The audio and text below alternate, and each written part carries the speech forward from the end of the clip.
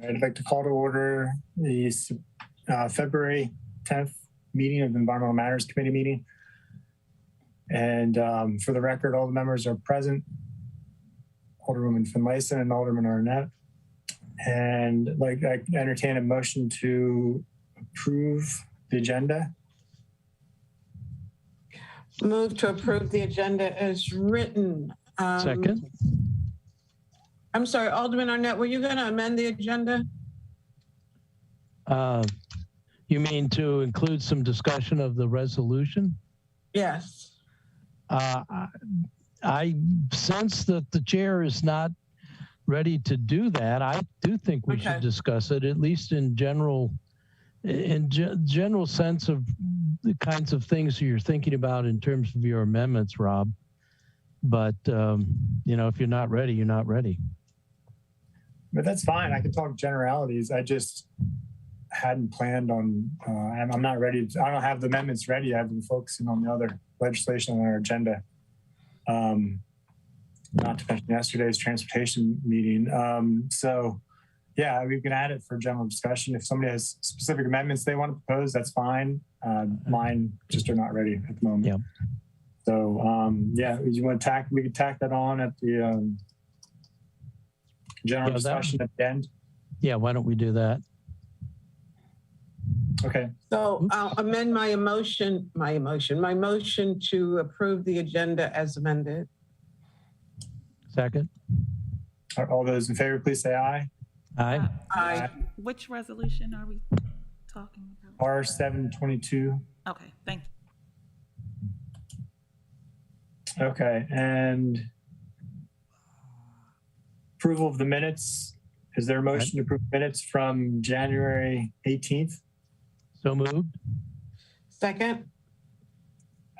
All those, actually, just for discussion, Key, I can't remember what it was. I had one edit. Did you get that, and has that been updated?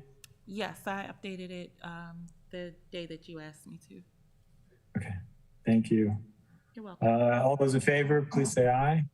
Aye. Point of information, what was the amendment that or the correction that we're amending?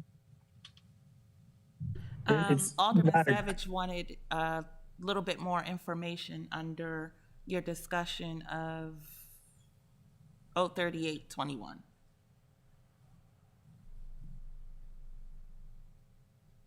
So we will have a chance to see that, or? It's posted on the agenda. It's in the minutes that we're approving. That's what I'm looking at right now. Could you indulge me and tell me where? Under ordinance? Oh. Yeah, underneath ordinance 03821 on page 3. I'm looking at it. And what was the change? Just describing what we did. It said the committee discussed a number of possible amendments with the Director of Public Works. Office of Law will offer additional comments. No action taken pending future discussion of final amendments and legislation. So the last 3 sentences under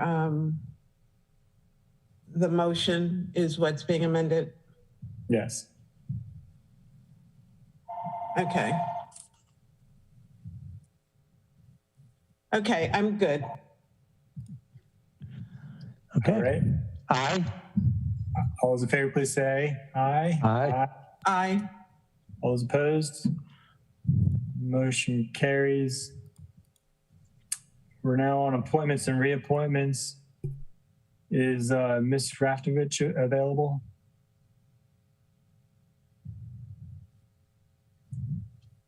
Or any of the, well, yeah, is she available to present the appointments and reappointments?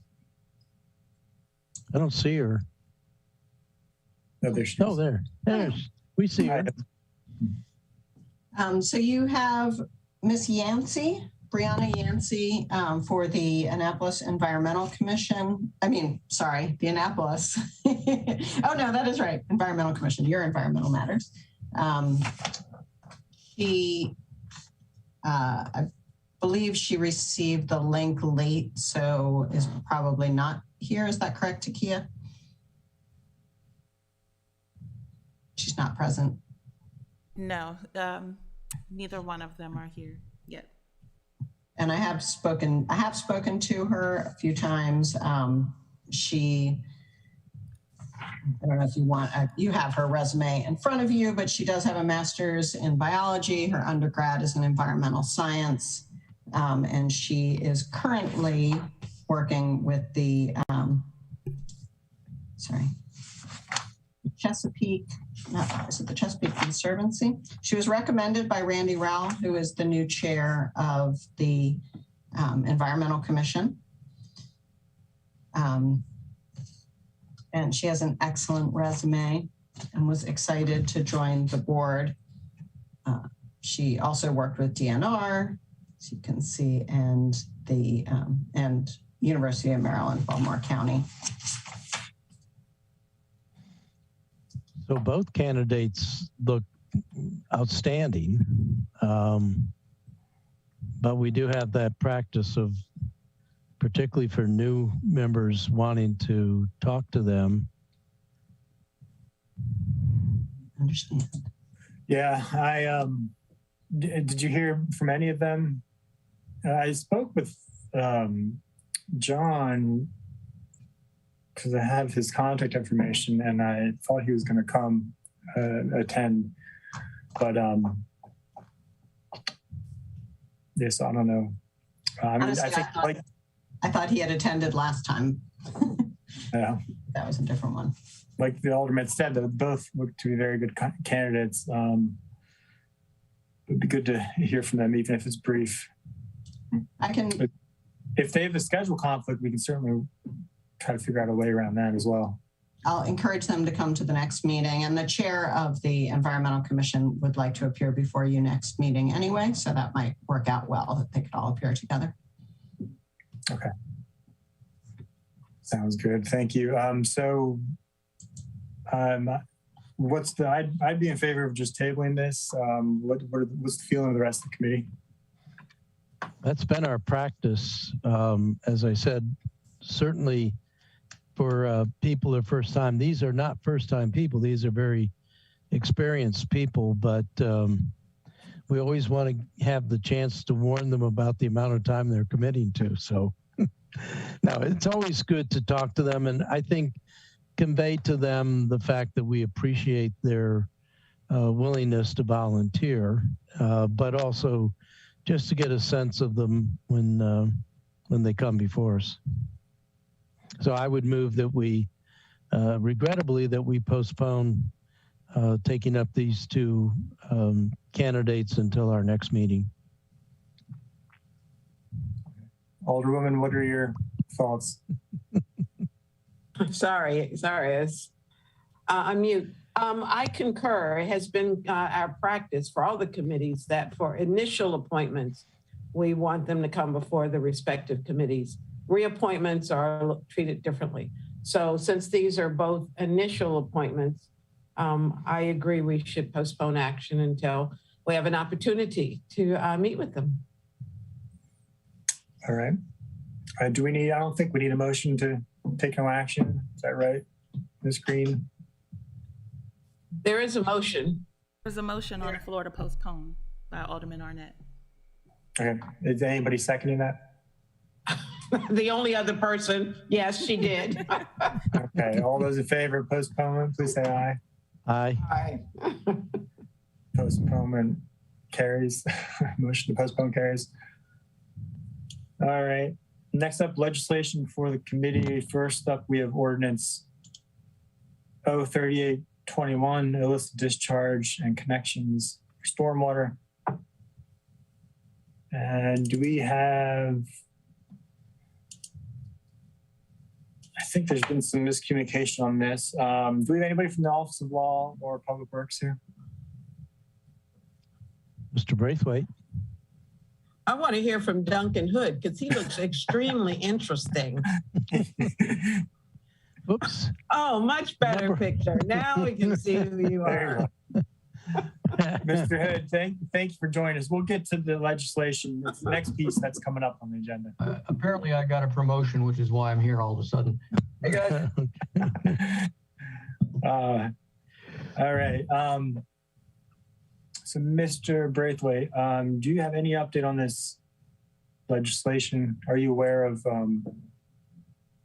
I'm aware of the legislation, but I do not have any updates for this committee on this legislation. I believe it's just going through the course of, I see it's currently on first reader, I believe, based on the agenda. Yeah. So last meeting we discussed about 20 amendments or so that I proposed, but we tabled action because we were a law office. We wanted law office and public works to review the amendments, and they did send comments back to me, and since they were my amendments, and I did respond back, and I thought that it was going to get drafted up by law office, but I guess that hasn't happened. So I would send your communications to the city attorney, and the city attorney usually assigns the projects. So if your communications with the city attorney, he would probably be able to tell you where the project is right now. Okay. All right. We'll have to. I know Ms. Leonard copied Ms. Lee, but in any case, I don't think there's any absolute rush on this legislation. So personally, I'd be in favor of just, unless the committee has questions about the legislation itself that we didn't get to last time, I'd be in favor of just not taking any action, because I'd like to get these amendments discussed by the committee and get feedback from staff. I see Alderman Arnett, your hand up. I think Alderwoman Finlayson had her hand up. No? Oh. Go ahead. I'll wait. You go ahead. All right. I don't have a copy of your proposed amendments. I remember us having the discussion with the Director of Public Works, and he seemed very receptive to all of them, with the possible exception of more discussion on one, but it's not attached here to Granicus. So while we're sorting things out with law, maybe we can get those also attached so that we, the committee, can look at them. Yeah, like I said, I just don't think they've been drafted up yet by law, so I think we'll just have to wait. Alderwoman, did you have any thoughts? Well, my question is, has this been introduced on first reader? Yes. Yeah. Okay, so has it gone to public hearing? Because if it's now before the committee, I'm trying to understand the process. It's been introduced, but there seems to be amendments which traditionally come after the public hearing when it goes to committee. So where are we in this process? I think it did have a public, and no one commented on it. To Ms. Green, I see you raising shaking your head.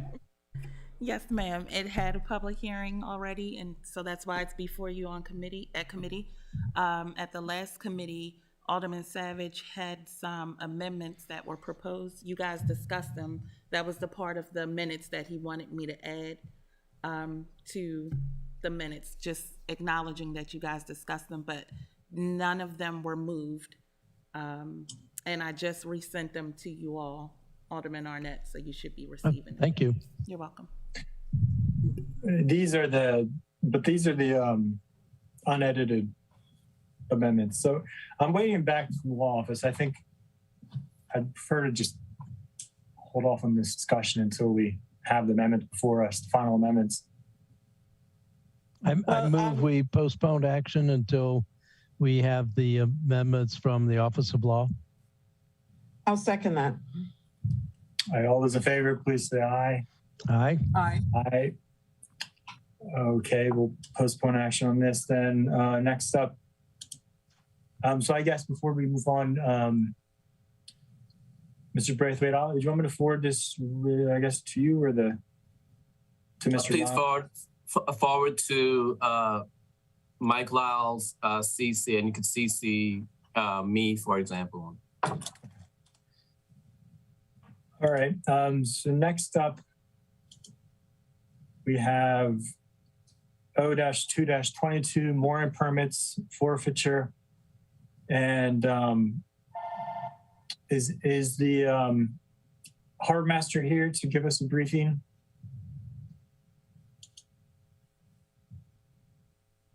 Okay, great. Ms. Bellis, if you could give us, I don't see her on here.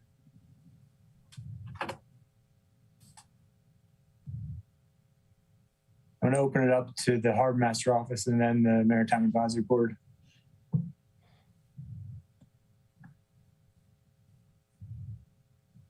Okay, can you hear me? Shoot. Yes.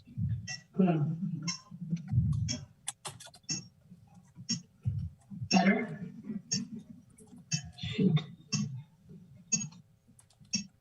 Not sure. Keep talking. All right, good now? I think so. We hear something in the background. I'm not... Sounds like me. I think it's a pump out boat. So I emailed, so I appreciate your email earlier, Terry. It alerted me to something I was not aware of. How this ordinance came out is not what I turned in. So I see that Mr. Lomax has a concern about the fact that there isn't an ability to ask for permission to stay off the mooring well more than 30 days. And I definitely put that in. So I sent that email to you. I'm not sure if I somehow made a mistake or if there was a mistake made between my transmission to Office of Law and the ordinance being officially drafted. But I sent it to Alderman Savage, Alderman Finlayson, Alderman Arnett, and Mr. Lomax. And I'm hoping you got that email so you can see what I actually intended to draft. May I ask Ms. Bellis, you sent it to us by email today, you said? Yes, ma'am. Just only about like 15 minutes ago. I wasn't aware that there was a problem until I read Mr. Lomax's email a short time ago. So to try to keep things succinct and brief, this ordinance was born out of multiple complaints. If you read it, I'll still summarize it quickly. I have 38 or 40 people on the waiting list. And so some of our residents are kind of noticing that some mooring balls, not many, 3, 5, are empty for a good deal, if not all of an entire season. And so we already had a section of Title 15 that tried to address that. But in my view, given our resources, it really wasn't enforceable. So our intent with this section was to make it something that was much more enforceable while still allowing cruisers to get permission if they or someone that wanted to haul out for repairs to leave for longer periods of time. And for the record, we've already granted that this year. You know, someone has asked to go for 60 plus days for a cruise. I don't think that's a problem. The problem is there are folks that do not have a demonstrated need. They may have an adjacent dock, or in one case, a person wanted to be in St. Michael's every year, all year. So our intention is just to try to please the constituents that are wanting to get off the waiting list and get their turn for moorings that people are not showing a demonstrated need for.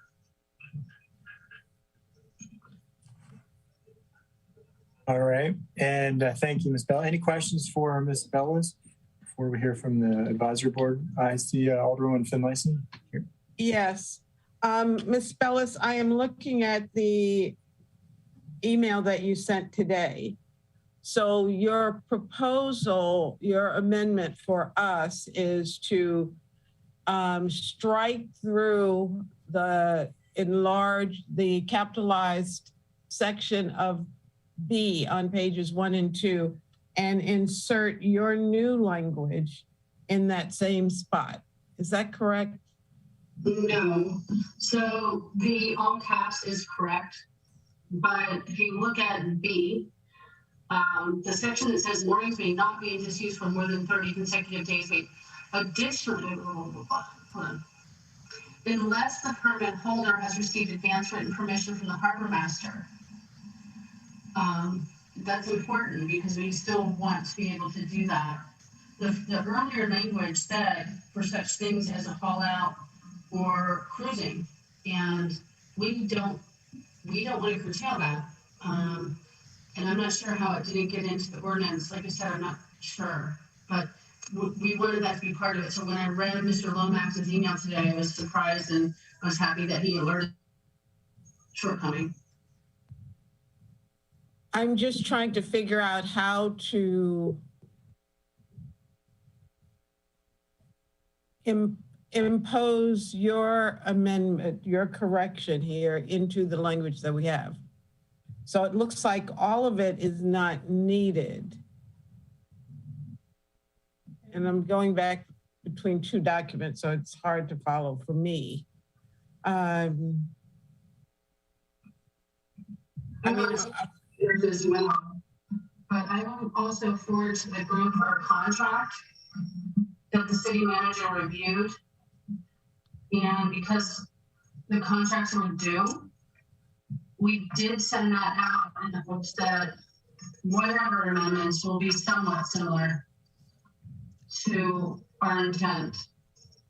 60 days, checking the mooring every day for 60 days to make sure a boat wasn't put on it for 12 hours. It's not realistic for the staffing that we have. So we wanted to make it 30 days so that we can work that in our early season when we're not slammed, but still giving permission to cruisers or folks that want to haul out for repairs. So I'm going to send you one more email that shows our contract, and the changes are in red, so they're quite easy to find.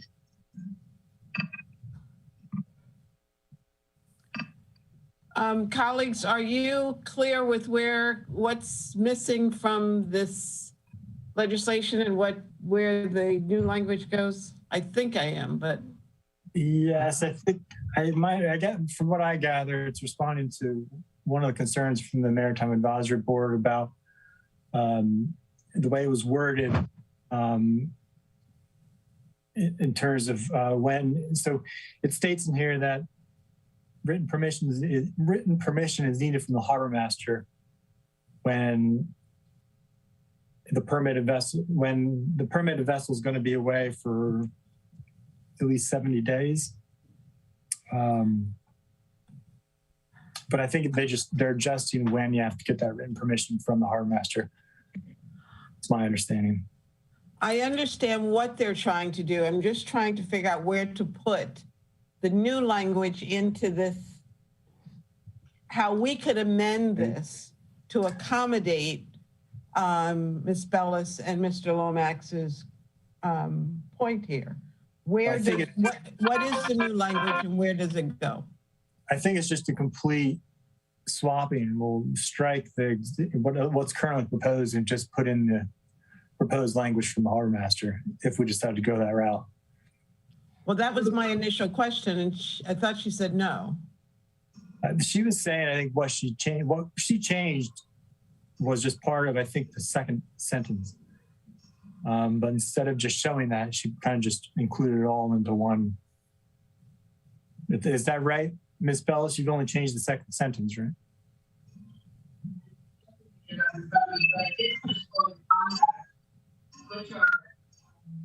I'm sorry, I can't understand you. No.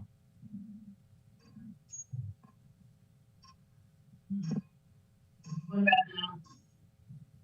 Barely.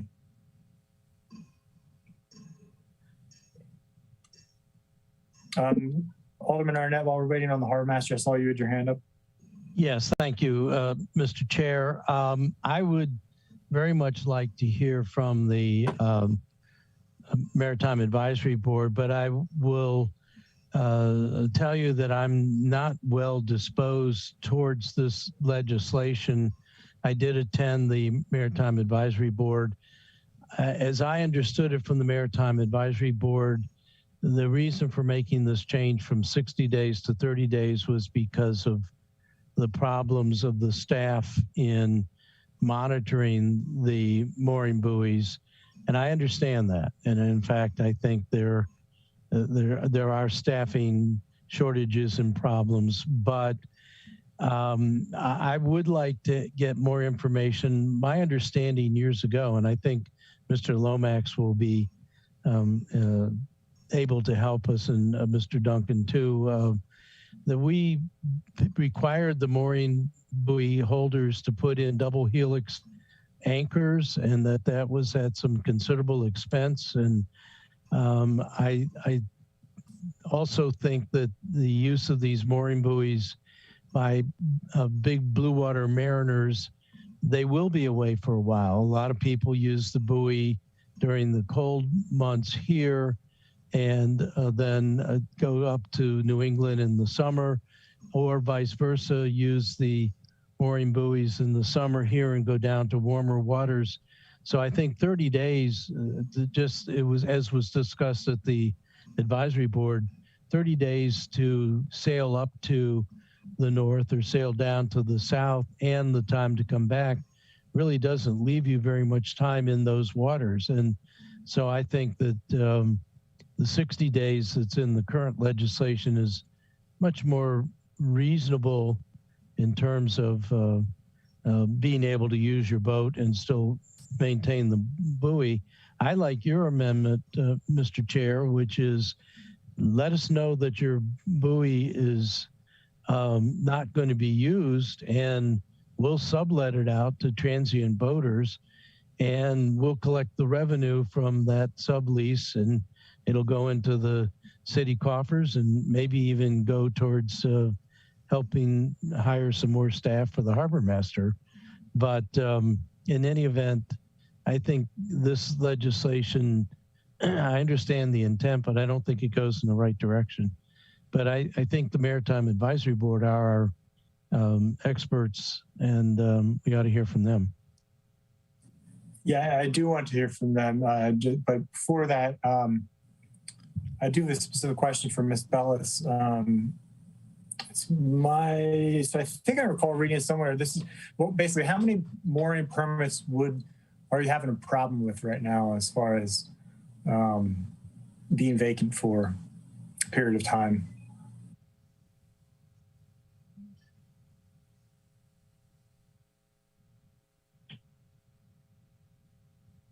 I'm not sure if we have Ms. Bellis anymore. Alderman Savage, I believe Beth was talking about 3 to 5, somewhere in that area. Okay, that's what I thought. Okay. And so how many moorings do we have? Does anybody know? In city waters?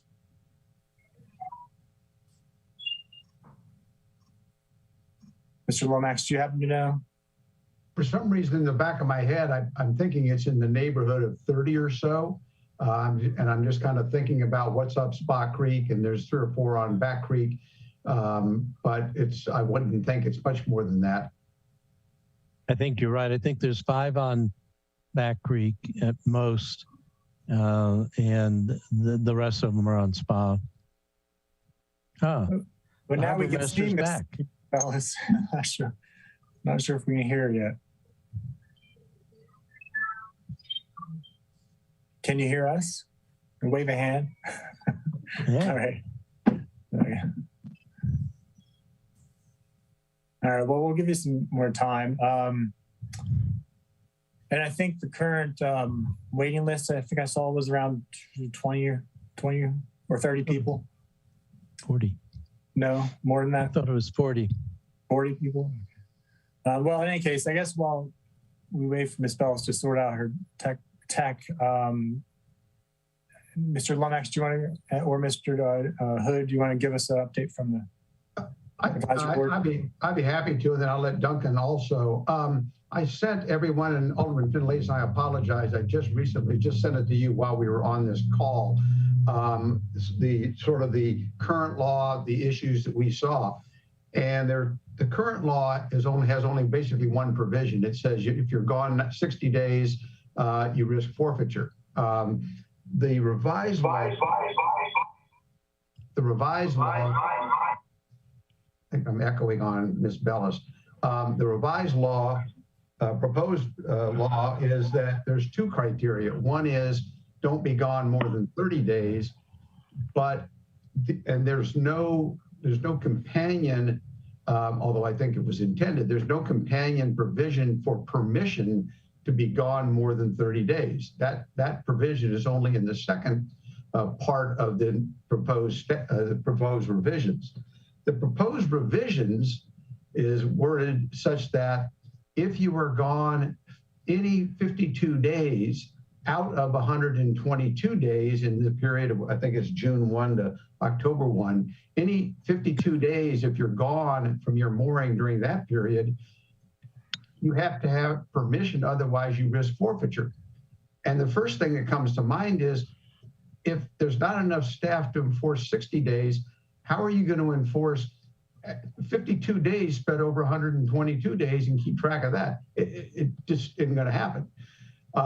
So those are sort of the two mechanical aspects to the bill that I think just need to be hammered out, and whether we do it today or whether I think Bellis and I get together to see if we can hammer something out.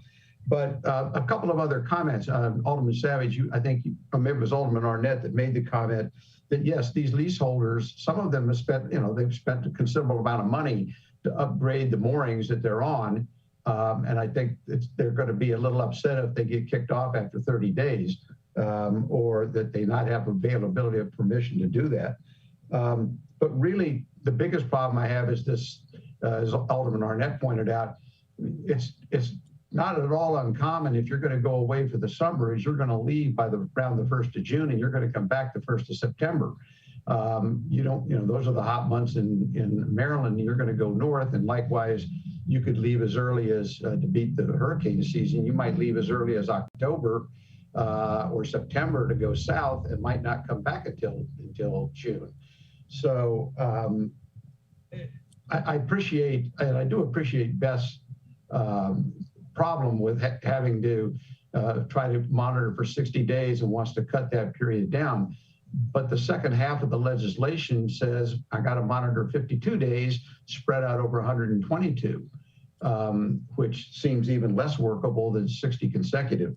So I just think it needs a lot more thinking through on these combinations and permutations. And with that, I'll turn it over, let Duncan add whatever comments he may have too.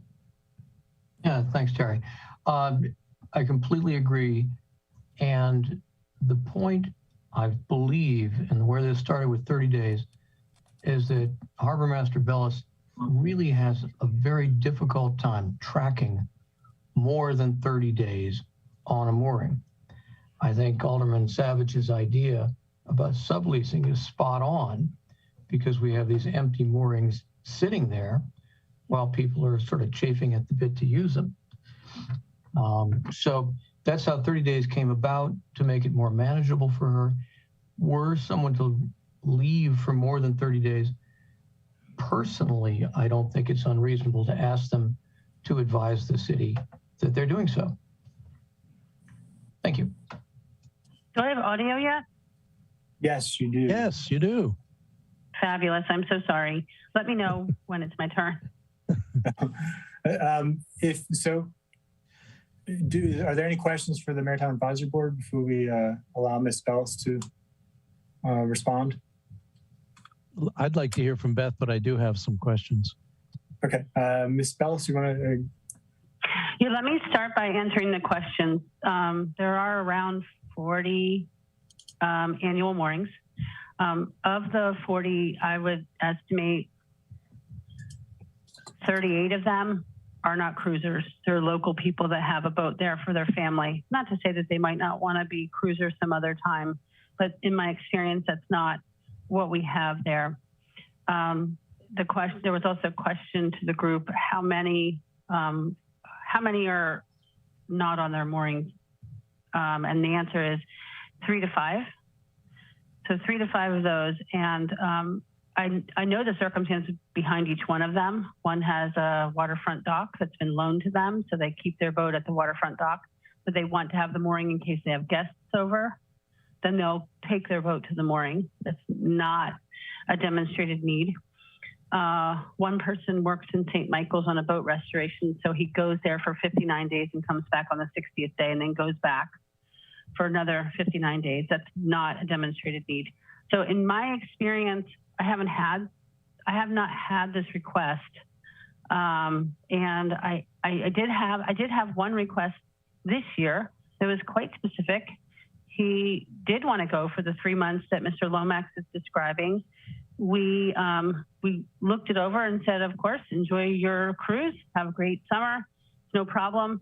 But in my mind, if you want to go from June to September or October every year, you actually don't have a demonstrated need in the state of Maryland, because if you look out on our annual moorings right now, there's probably not a single boat on a mooring.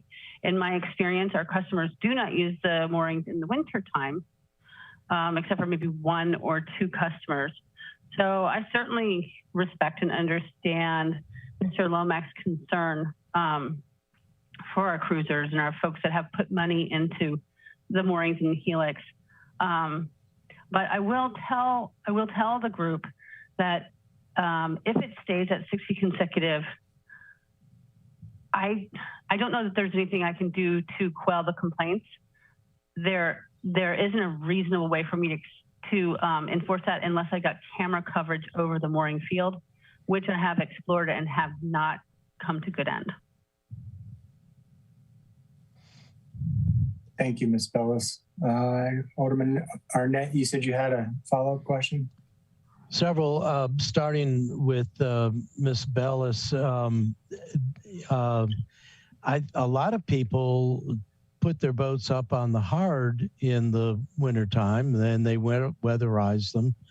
I think that the problem is going to become a circular one if we make people give up their mooring buoy, and I do want to find out about what kind of investment they have in that buoy, and get back in line.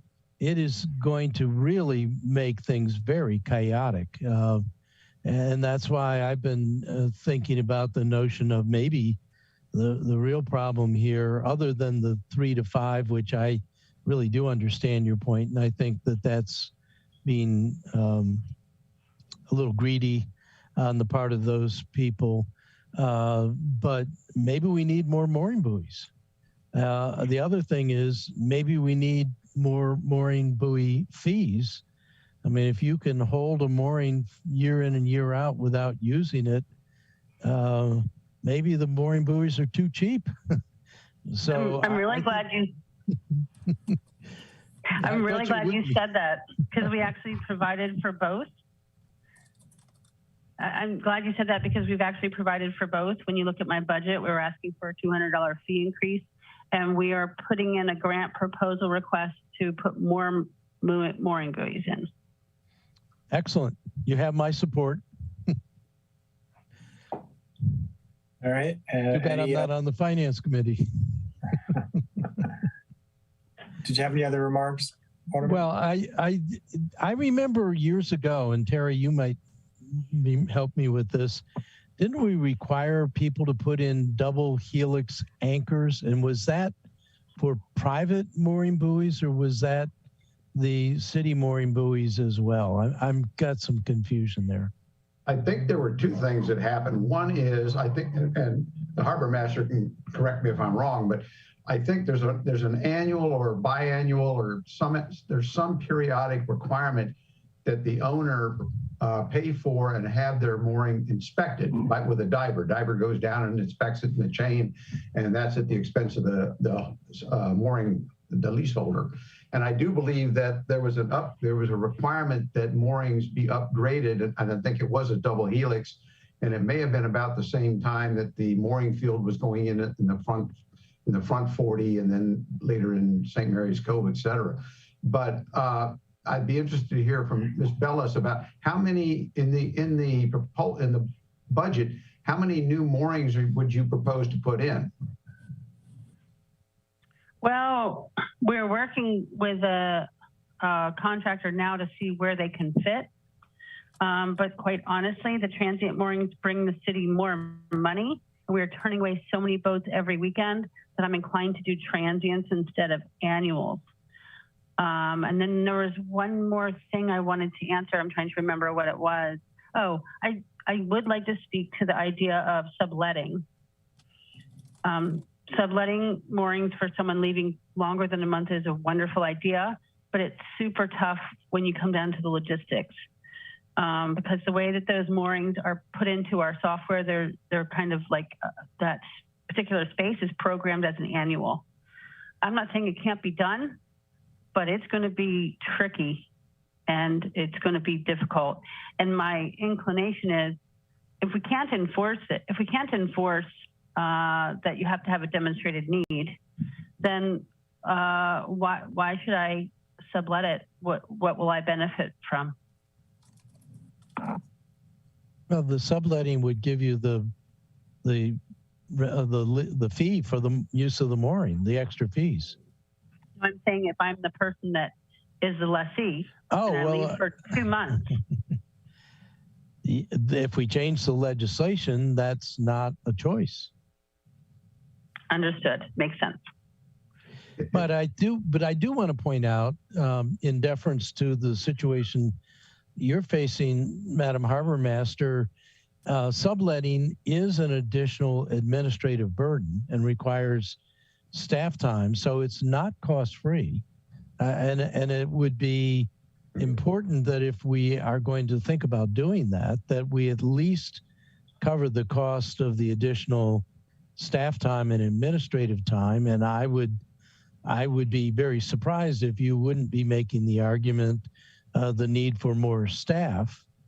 Since Annapolis is renowned as a sailing or boating town, it does seem to me that an investment in our boaters, both resident and transient, is a worthwhile investment.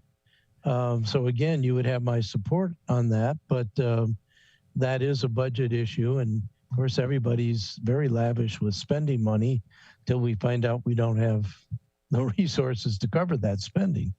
But still, I mean, I don't think that there is a simple solution here. And I fully understand your point about the problems of monitoring. But I think that the change in the legislation, as Mr. Lomax pointed out, has equal monitoring problems. And so I think that it just feels like we don't have the full solution here, that there's needs to be more work on this legislation. It's not that I'm unsympathetic to the problem or the fact that we need a solution. I just don't feel we're there with this particular draft of the legislation. If I could just ask Harbor Master, Mr. Chairman, what is the rationale or the what prompted the 70 days out of 122 days? Because that's new language that wasn't in the original. It's not in the current statute.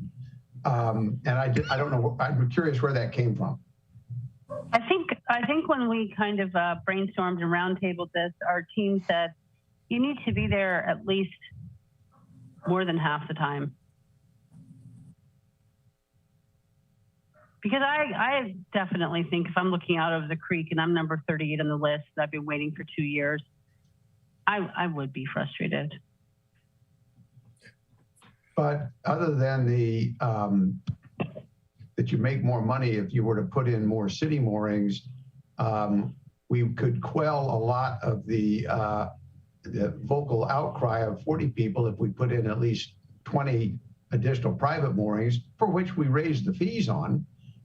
They put them in, and we.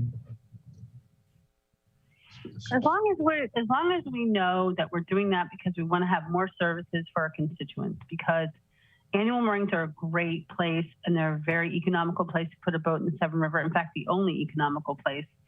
However, the transient moorings make more than $250,000 for less. Like I would actually say we lose money on annual moorings for the amount of labor that we put into the contracts and to follow up.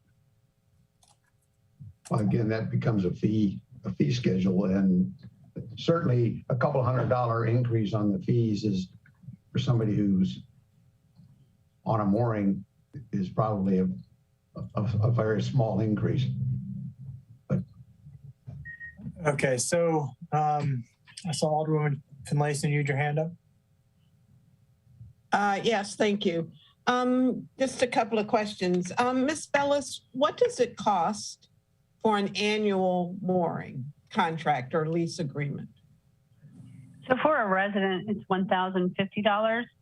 For a non-resident, it's $1,850. In our 2023 budget, we're proposing a $200 increase for both parties. And is there an annual contract or agreement, or do these just turn over annually? I mean, are they evaluated every year? So there is an annual agreement. I sent it to you just a few minutes ago. And the person that's leased it before has first dibs on it. And so if they don't pay by, off the top of my head, I feel like it's April 1st, then it goes back to the waiting list. I can start to offer that out to other people. But if you want to keep it for 20 years and you pay, then you get to keep it for 20 years. So when you were having the roundtable discussion with your staff, did you broach the idea of putting a limit, maybe it's not a limit, seeking an agreement, I guess, during that annual not reevaluation, but when you get your annual contract, to have the renters commit to being there for X number of days, or agree that they will not be using the mooring for 60 days, or something that will open up those moorings to people who would like to use them, knowing that they're going to be sitting vacant for an extended period? We have never had that conversation. That's a new idea. Okay. Well, I would think that if there's a discussion up front when you do the annual payment, and simply ask them how long, if they're planning to take trips, if they're going to be gone for, X number of days or weeks, that they have to tell you that at that time. Everybody's not going to want to or be able to, but some might. And at least that may open up some of the moorings for people who are on that list. So just my idea. All right. I have a few comments on myself. And I do want to commend Harbor Master for trying to solve this problem. And I have proposed an amendment to, I tried to capture what I thought you were trying to accomplish. I might also respond to some of the concerns we've heard from the Maritime Advisory Board, but also the concern we've heard in the public testimony we received. And but before I get into that, regarding the transient moorings, are there moorings that are dedicated specifically and solely to transient boaters, or is that seasonally done? So we have 76 moorings that are dedicated to transient boaters, and this is unusual, but it has been happening lately that those moorings are filling entirely, and people are actually leaving the city of Annapolis because there are not enough transient moorings. And as I said, those are generating more than $250,000 a year. Okay, and so this legislation only applies to the longer term moorings? Correct. We're just trying to solve that enforcement problem with this particular piece of legislation. And then moving forward, we would like to apply for a grant to do more transient moorings so as to not turn people away and generate more revenue. Okay, and regarding these moorings, I think it was mentioned that sometimes we have the leasee pay for to install the moorings. Is that right? So that doesn't happen anymore. Alderman Arnett has more history than me for sure, and I appreciate that sentiment. But all of the moorings are installed, so no one would ever have to do the helix any longer. What they're required to do is have that inspected and maintained every 2 years. So that might mean I pay $400 to have a diver say, yes, it looks great. Or it might mean I pay $1,000 because the chain is getting thin and I need a new shackle. And those numbers are ballpark because, as we all know, all these prices are going up, up, up. Yeah, okay.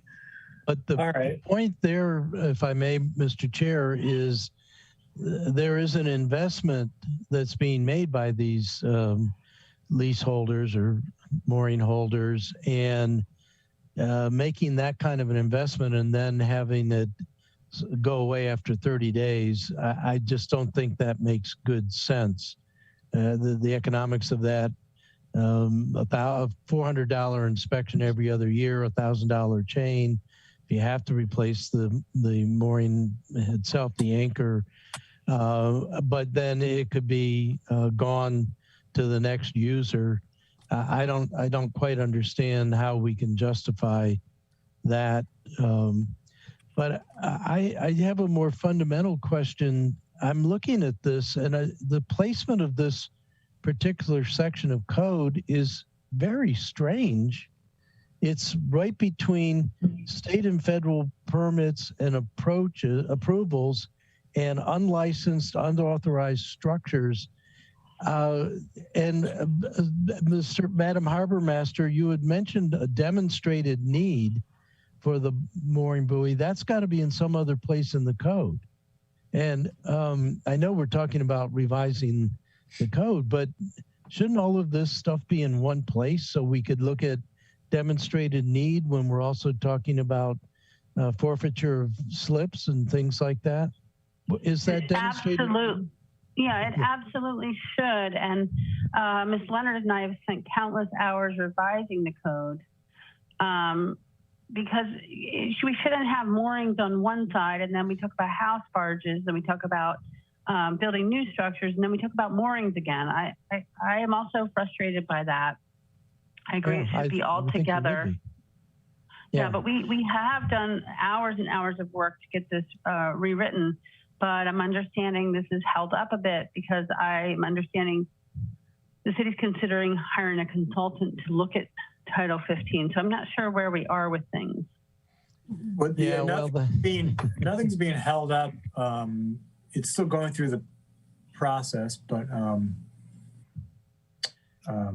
where is the demonstrated need part of the code, though? Is that in Title 12 or Title 14? No, it's all in Title 15. I'll find it for you. One moment. Okay. All right.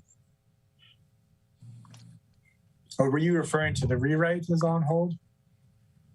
Correct. Okay. And I know that going from harbor line to setbacks is a big thing.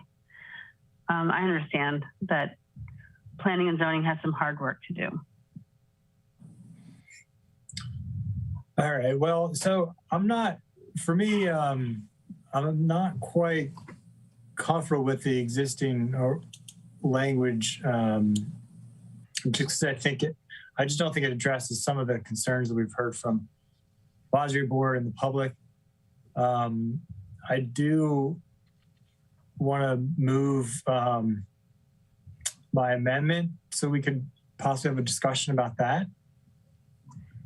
And so I'd like to move Amendment 1, the Savage Amendment, which is posted in Budgestar. Can I get a second on that so we can discuss it? Mr. Chair, I'll move Amendment 1. Second. Thank you. I know it's your amendment. This was exactly what I was referring to when I said there should be some dialogue and some indicator or indication on the part of the leasee as to how long he or she is planning to use the mooring. So you didn't, so that's part of what's here.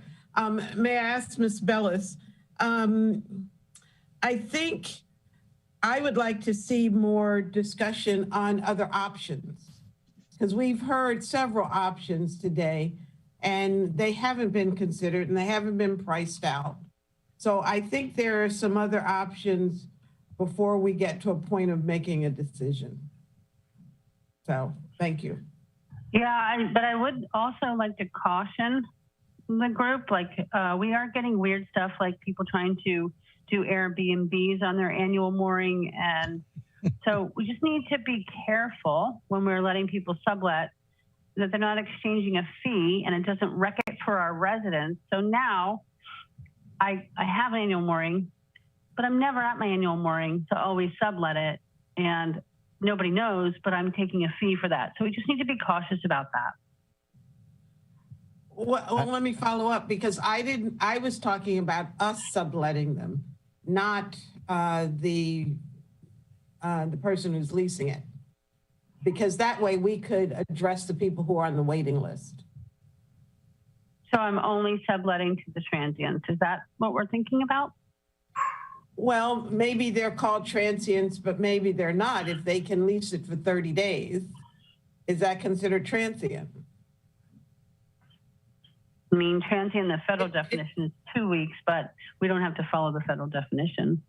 If someone indicates to us that they're going to be gone for 30 days, that would give us the opportunity to lease it to somebody else who would appreciate having it for 30 days. Somebody else who's on that list that's willing to get his or her foot in the door. Except I would say there's not a market for that. I either want it for the whole year or I want it for a week. That's just my hunch. Okay, well, I think there are options, so please. Sure, of course. Keep an open mind. Certainly. All right, so Ms. Bellis, have you seen a copy of the amendment that I'm proposing? I haven't. Ms. Green, could you forward her a copy? Thank you. So I guess what I'd like to know from the advisory board, but also you, Ms. Bellis, is if the amendment kind of still meets your intention, allows you to do what you want to do. So what it basically does is, and I guess, is there a way we can get this on screen, Ms. Green? That'd be great. Alderman Savage, is it on the website with the proposed legislation? Yes. Yeah. All right, I'm pulling that up right now, so I should be able. You muted yourself, Mr. Lomax. Like I said, if I can get my mouse to behave to the right place, I should have it. All right.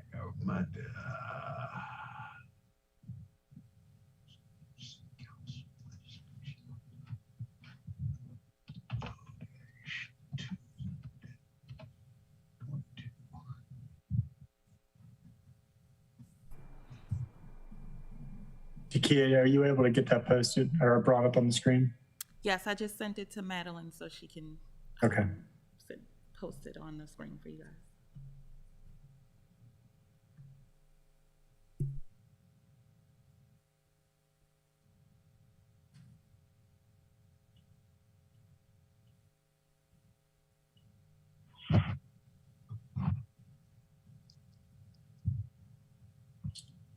All right, well, basically what it says is that a mooring permit holder shall notify the harbor master.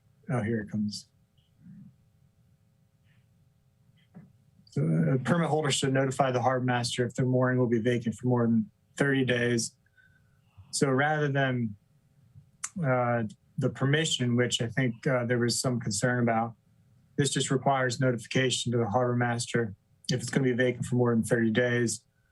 And also states that the harbor master may lease the mooring to a new transient boater for the period of time that, so if they say it's going to be vacant for 40 days, 45, what have you, the harbor master can then lease out the mooring for that period of time or less. But it's in May, so you certainly don't have to. But it also states that if the mooring is vacant for more than 60 days, and the harbor master has not been notified, that essentially the permit's voided at that point, and you can do what you will with leasing it out to somebody new. So I guess my question would be to my committee members, if you have questions about this, but also to the harbor master if this you think still would work or still meet your intention. So what I would say is, if there is no permission needed, then why can't I say every year I'm going to be gone for the whole year? And I just hold that because maybe I don't want a waterfront boat on my mooring, or maybe I might need it 3 years from now, but I don't need it right now. That would be my first question and concern. And my second question is, if we're pretty well sure we can't do 60-day enforcement, then as a mooring holder, I still can do whatever I like. On your first point, we could always add at the end of the first sentence that, let's see, you shall notify the harbor master if it's going to be vacant for more than 30 days. We could add something that says a mooring shall not be vacant for more than X number of days. I don't know, you tell me what would be an appropriate amount, but we could put, it can't be vacant for more than 70 days. I would say if you don't need permission, then there really isn't any enforcement on that. You've basically done away with the demonstrated need, in my opinion, based on what I see happening with these 3 or 5 mooring balls. Yeah, well, I don't see the demonstrated need in the code anywhere.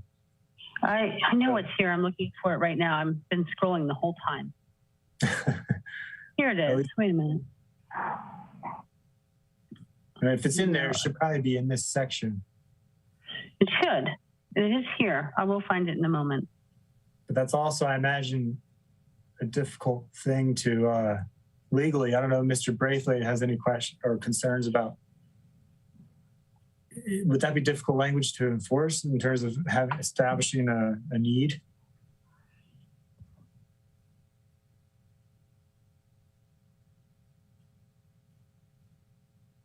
I would tell you as a lawyer, I would, if I was arguing that yes, it would create an issue that would make lawyers happy because they'll have something to argue about. But on your while Ms. Bellis is looking for that, the 2 things that immediately come to mind, and they're just tweaks because I think generally what you've proposed is certainly working in the right direction. One is the fact that the harbor master may lease the mooring to a new transient boater. It probably should be one or more, because people will be coming in and out for, as she said, probably not as likely to lease it for a whole month, but they might lease it for a week or 10 days at a time when they come to visit or come from somewhere. So I wouldn't necessarily want to limit it to only one transient boater. The other thing would be perhaps to provide that priority would go to anybody in the order on the wait list. Priority would go to those on the wait list that might want to bring their boat into Annapolis for a week or 10 days or 30 days during the summer, instead of keeping it wherever they currently have it, and maybe at a rate that's commensurate with, a resident or non-resident rate for the regular mooring there. Those are the only 2 thoughts that immediately come to mind. I mean, I have just read it, but those are the 2 things that come to mind. Okay. Well, I'm not sure what my colleagues' thoughts are on this amendment. I'm not entirely sure the legislation is ready for prime time. At least I'm not quite at a point where I'm ready to make a recommendation one way or another. Can you, Ms. Green, remove this from the screen so we can see everybody again?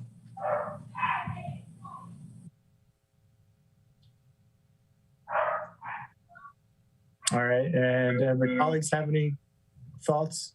Yes. I see Alderman Arnett.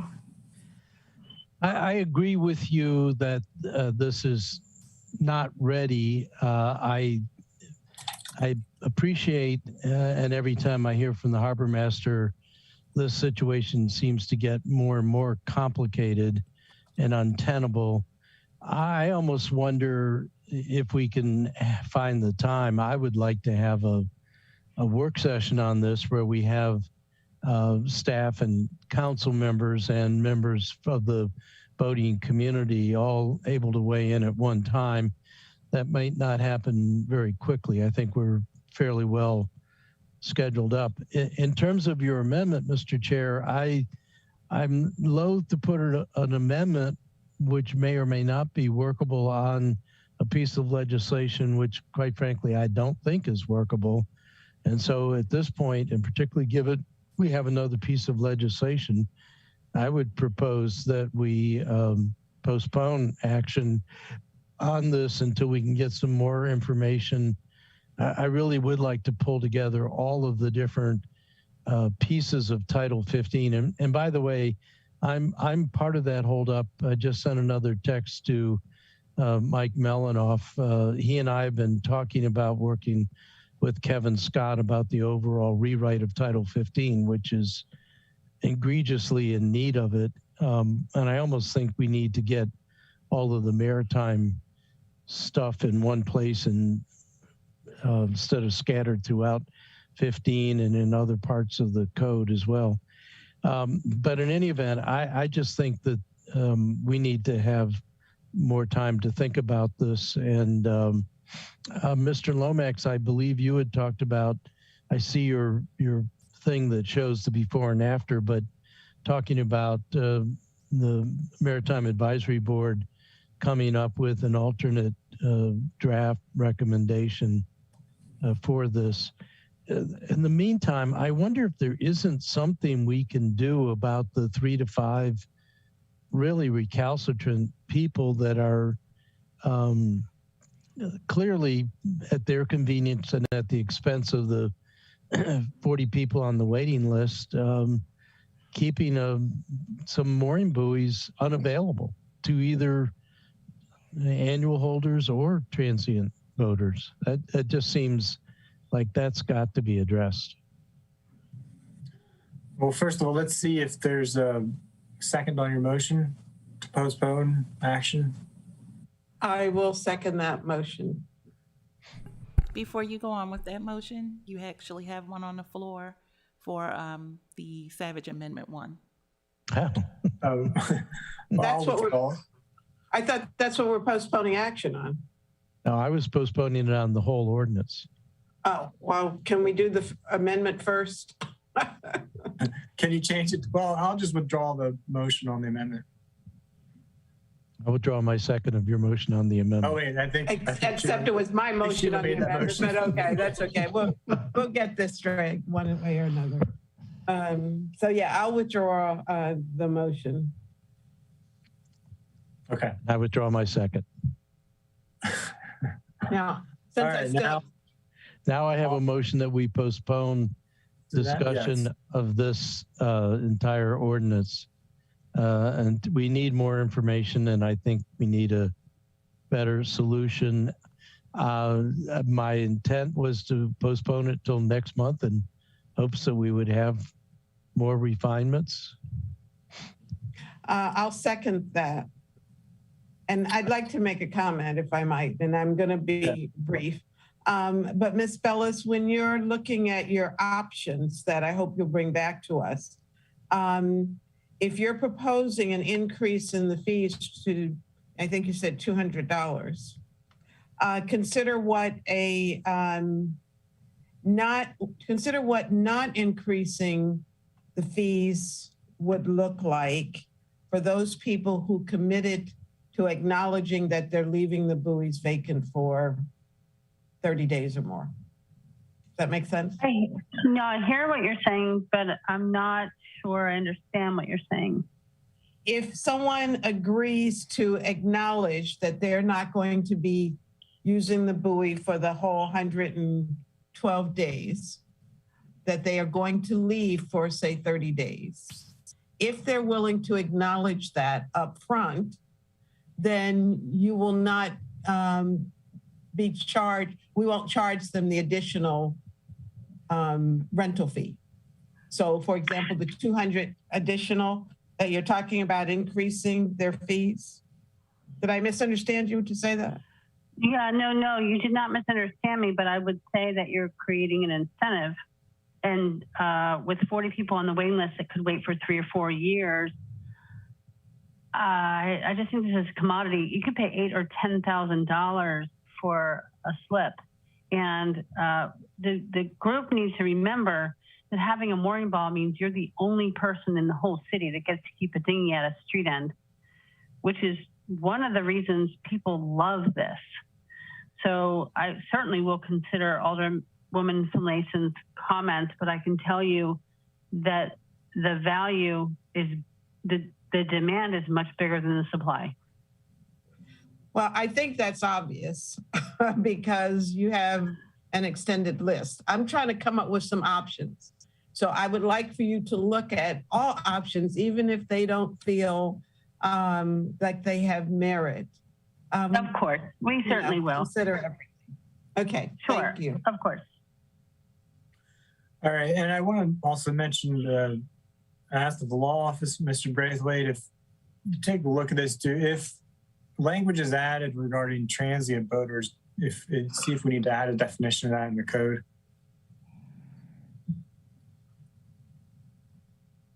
Law office still with us? All right, well, Ms. Green, can you take a note for the law office? I'm here, Alderman Savage. I'm listening. Sorry. Okay.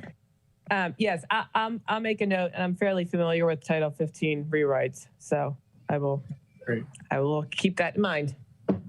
Thank you. Sorry, I didn't realize you were on as well. Yeah, no, I Ms. Green asked me if I could pop in, so I did that. Thank you. All right, so there's a motion on the flow, and I know this is a bit of a breach of protocol, but Mr. Hood, I saw you had your hand up. Did you have a comment? Yeah, I do. Just a real quick one. The way this was originally put up in front of us was that you would notify somebody if you would be away for more than 30 days. And I believe what I heard in the argument was that really wasn't particularly enforceable. Were it reworded, beyond 30 days, the harbor master will notify you that they will lease the slip within X. Would that solve the problem? It's a simple question. Thank you. I mean, I think it's a little bit of an actually complex question. The first thing that you said was it's not enforceable for 30 days. I would like to think that it is. I've gotten together with my team and we agree that we can do 30 days, but not 60 days. And then I sort of forget the second part of your question. Right. I think my question really was, if somebody's gone for more than 30 days and you notice that because you've been monitoring it, would it help your situation if you were then given the opportunity to notify them and then lease? I mean, I guess I don't want to babysit. I guess if you didn't ask me, and I'm going to say yes to everyone, and we can put a provision in there to make that more palatable, then if you're gone for 45 days and you didn't tell me, then you just lose your mooring because there's 40 people waiting. That's my inclination. Maybe I'm a little tougher than some people are. And then, gosh, I'm trying to remember what my second part of that was. I'm not going to lease that unless we've talked, because then maybe you're coming back on day 46 and now I've leased it. So it would have to be, I would have to know. Yeah, I was kind of asking if that was something. Your comment about babysitting is spot on. I totally get it. I totally get it. Thank you. All right, so maybe we may need to talk more about the transient boater options for the temporary transient at the next meeting when this comes up again. All right, so there's a motion on the floor to postpone action on this. All those in favor, please say aye. Aye. All those opposed? I think Alderman, I think you are an aye. You're an... I'm an aye, yes. Right, okay. All right, motion carries. The next item on the agenda is... Oh, and thank you, Ms. Bellis, and thank you to the Maritime Advisory Board and to the law office for attending on this particular. Thank you so much. I really appreciate how thoughtful the group was. Thank you so much. Thank you, and we'll work with Ms. Bellis and see if we can't incorporate a lot of these ideas, because there should be a solution. It's just not quite there yet. Likewise. Thanks, everybody. Bye-bye. Thank you. All right, so the next item is O-5-22, which is Public Services, Water and Sewer. Let me see here. I think this came from presumably Public Works. So Director Johnson, do you have any introductory remarks you'd like to make about this legislation to us? Good evening, members of council.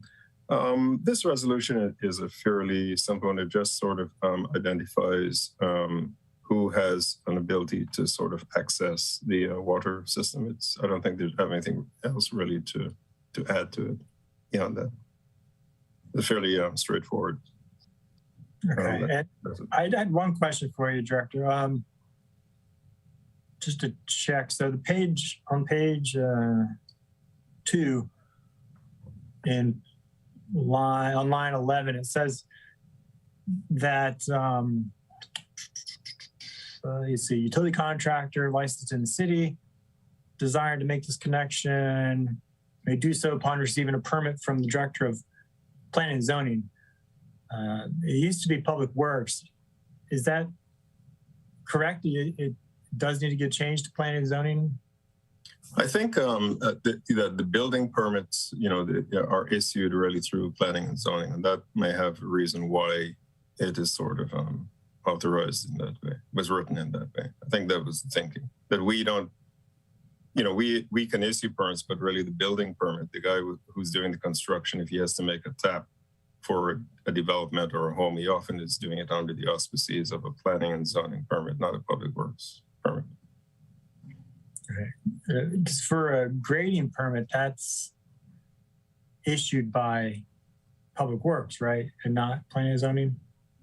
Yes, but the building permit is really, I think, the permit that sort of is governing everything. You often are making the tap to a home or something like that. That really is what's going on. So we don't issue those types of permits. All right, just want to check on that. Any questions from the committee? Alderman Arnett, you're muted.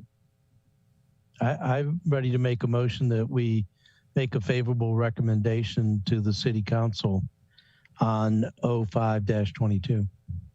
I'll second that. All right, all those in favor of a favorable recommendation of, what is this, lost track, O-5-22, please say aye. Aye. It says 0521 in one place and 0522 in another. That's interesting. So I think it's supposed to be 22, yeah, on the legislation. It's 22. Okay, well, motion carries. Thank you, Director Johnson. Actually, if you have time to stick around. Yes, of course. We may have questions for you towards the end. Okay. Thank you. All right, so that concludes the legislative action for this meeting. We have a general discussion. Update from Environmental Programs Coordinator, Ms. Hodo. Is she with us today, this afternoon? Ms. Green, do you know if she's with us? I don't see her on the screen. Yes, she's here. Okay. And the committee members should have received a spreadsheet update on the programs that. I'm here. Oh, there you are. Yeah, Yes. I'm sorry. It took a moment to get me on.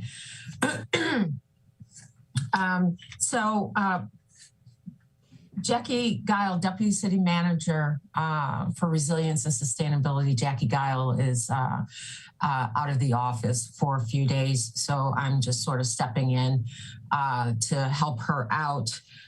What she did was she sent around a spreadsheet to the committee members that outlines some January updates.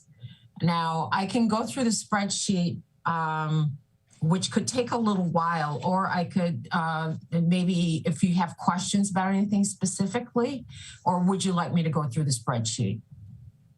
I think for the sake of time today, if you could I think we'll just start with maybe if you have any updates you wanted to give on specific programs, and also if there are questions from the committee. Okay. Okay. Green Vest, who is working with the Department of Public Works on the city's MS4 permit, as well as there are some stormwater projects that have come up. So there is a CIP project in Southwood that is a stormwater project that my understanding is that DPW has decided that they're going to, that Green Vest is going to work on that project. It's again a CIP project. But at this point, it's sort of on hold because DPW is still scoping out the work that needs to be done in that area.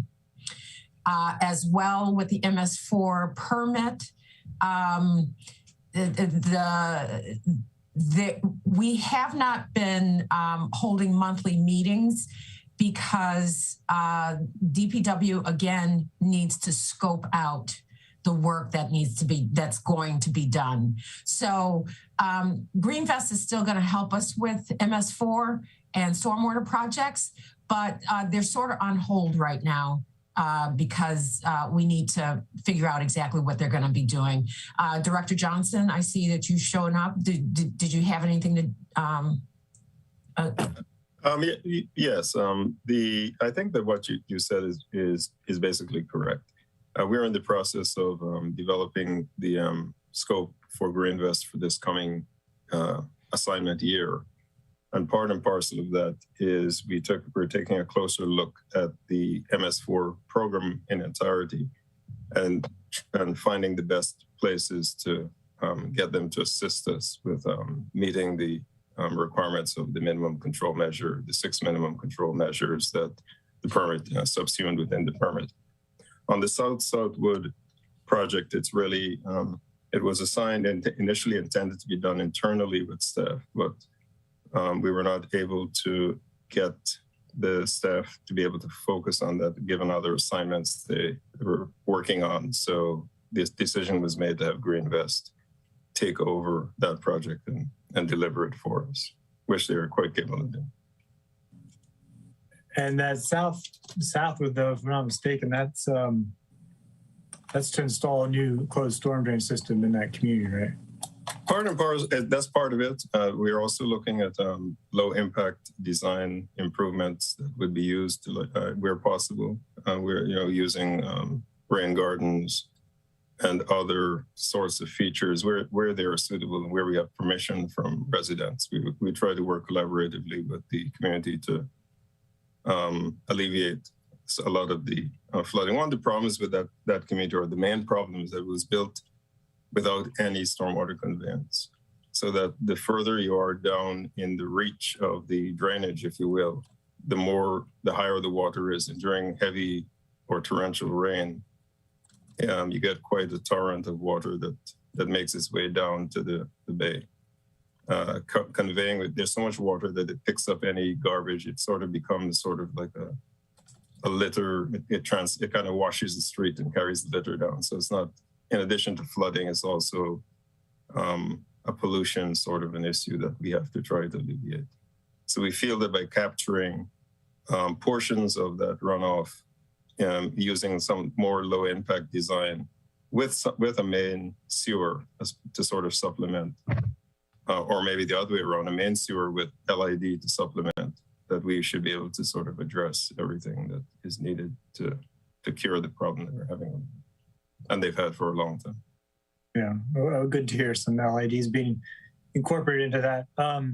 So Green Vest is just handling the base of the project management part of it, or are they doing the install now on behalf of the city? They'll do the design, and then we would bid it. We haven't figured out the actual way in which we would do the delivery. The delivery method we would use.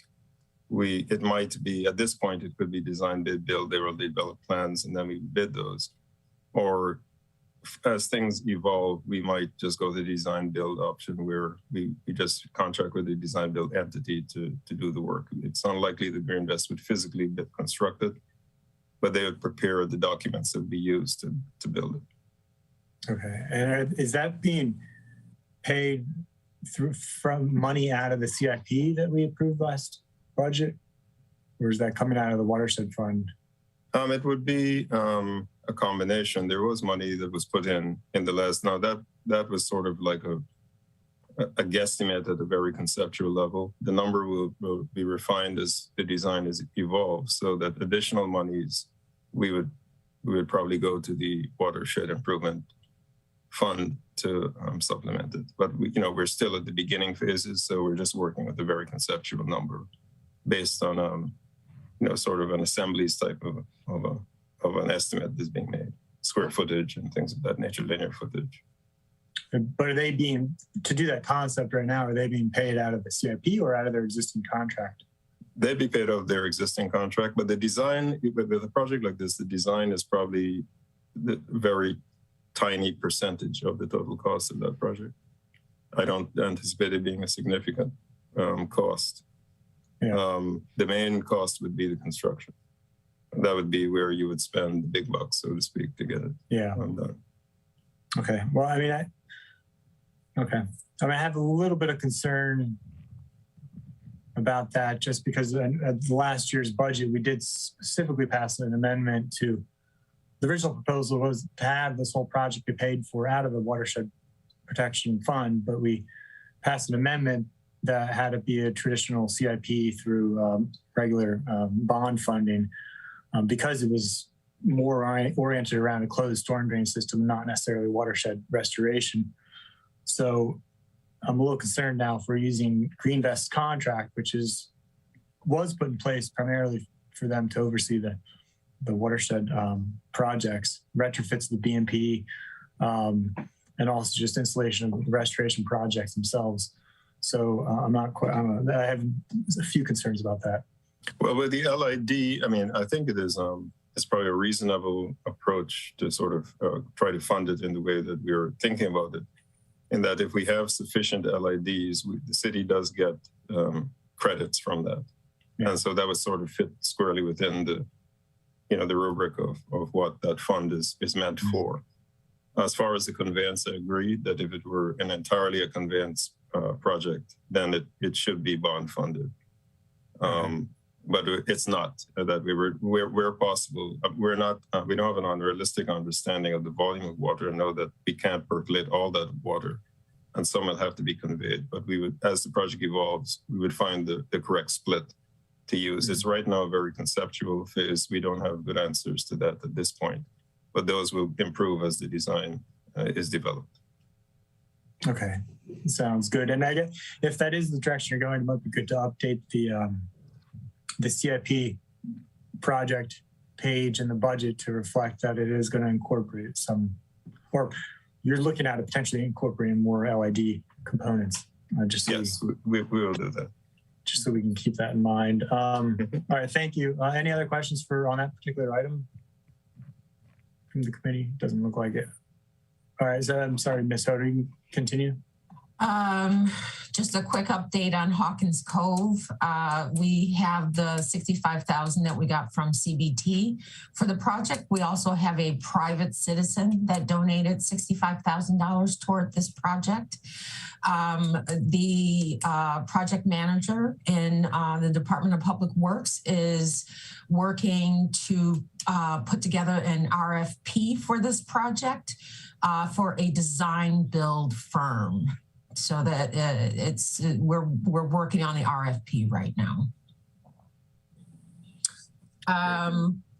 Also, we are in the second year of the city working with Chesapeake Bay Trust as well as the county on the Anne Arundel County Watershed Restoration Grant.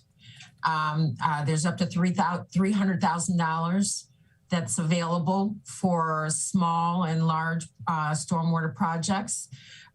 So far, Well, this year is again our second year. The grant application deadline is March 17th.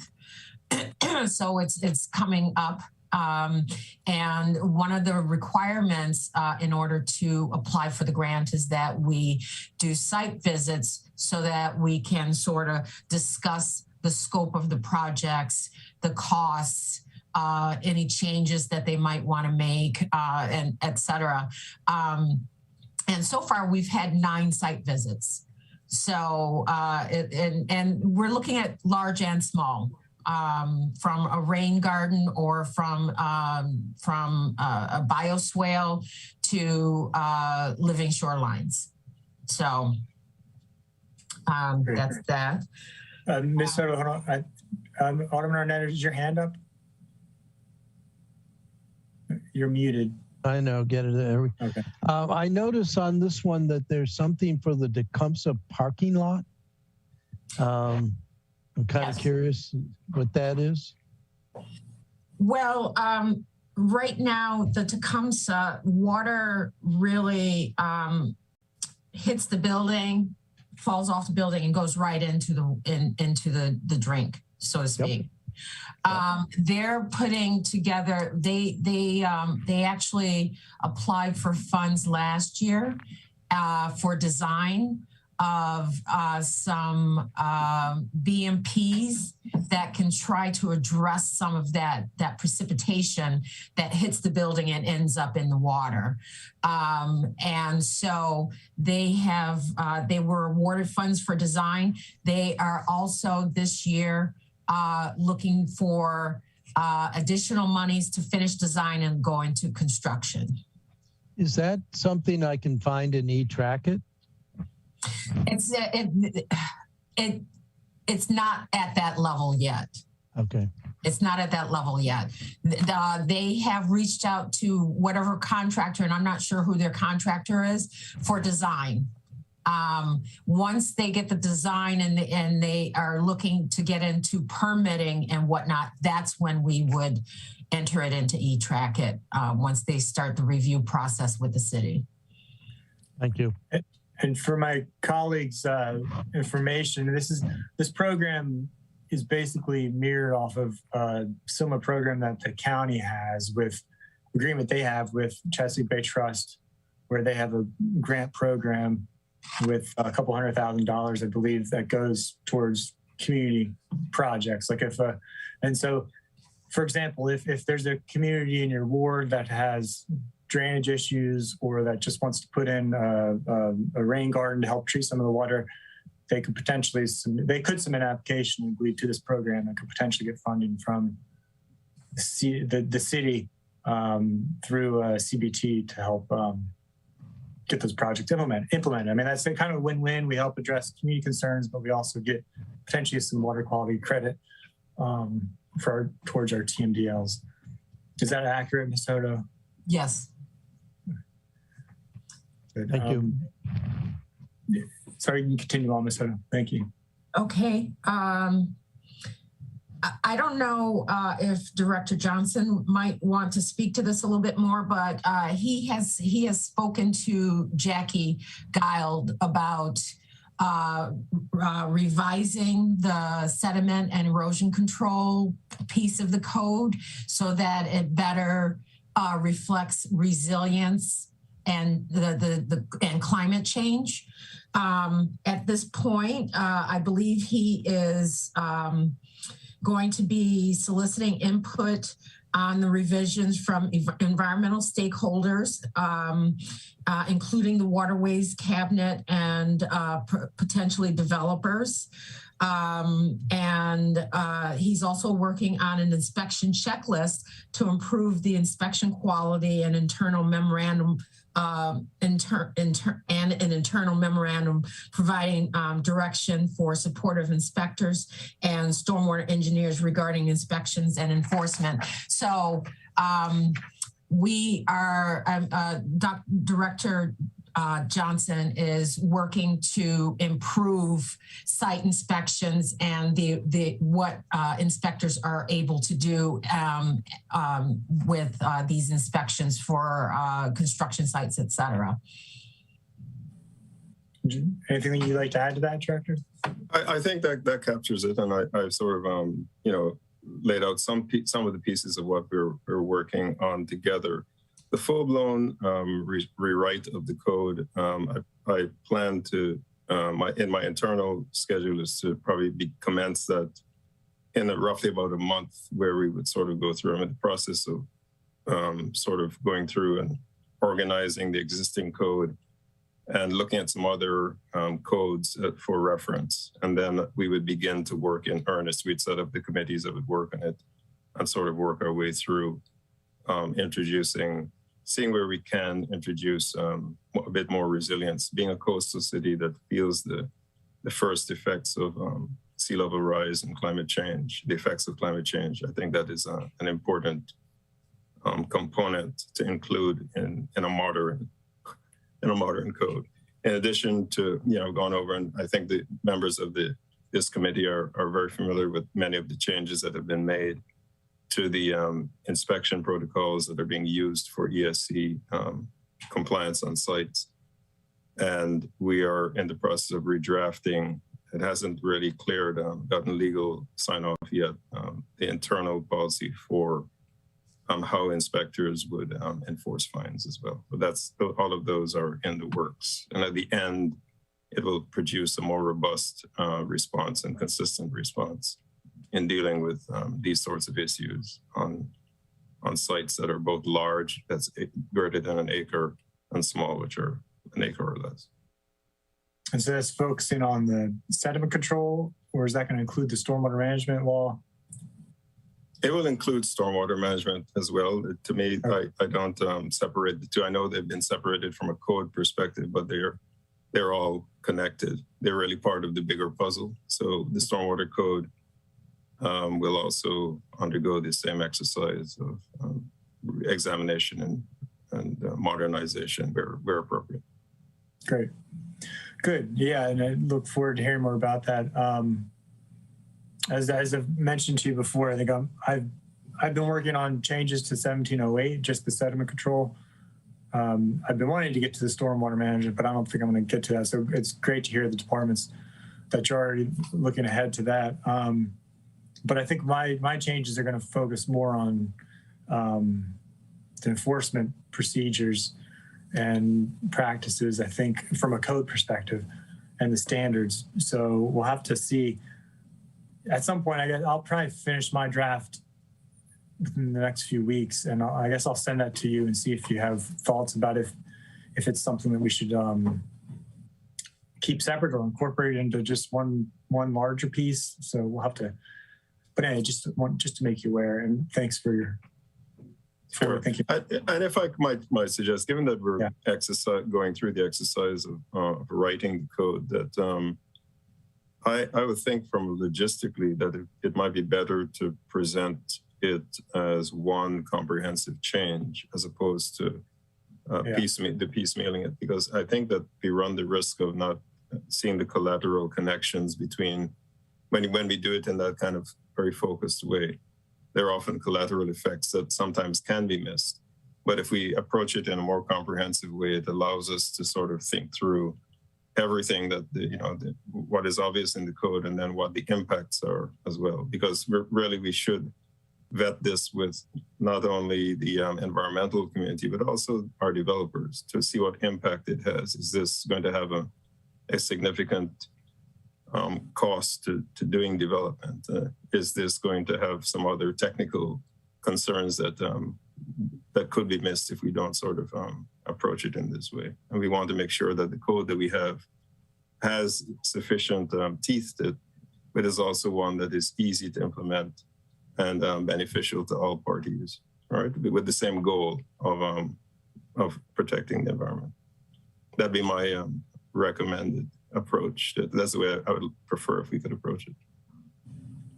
If that's okay with you. I mean, Yeah, well, I think going for including groups like you mentioned, other stakeholder groups like Environmental Commission, I think should be included. I think you've already mentioned the Waterways Cabinet, and I think it's certainly there's no clear answer, but I think it's a good question in terms of what the best approach is, because we also have a public process built into the legislative process, right, with the council, where we have the public hearings, we have these committee meetings, and so that also is a good opportunity to hear from folks.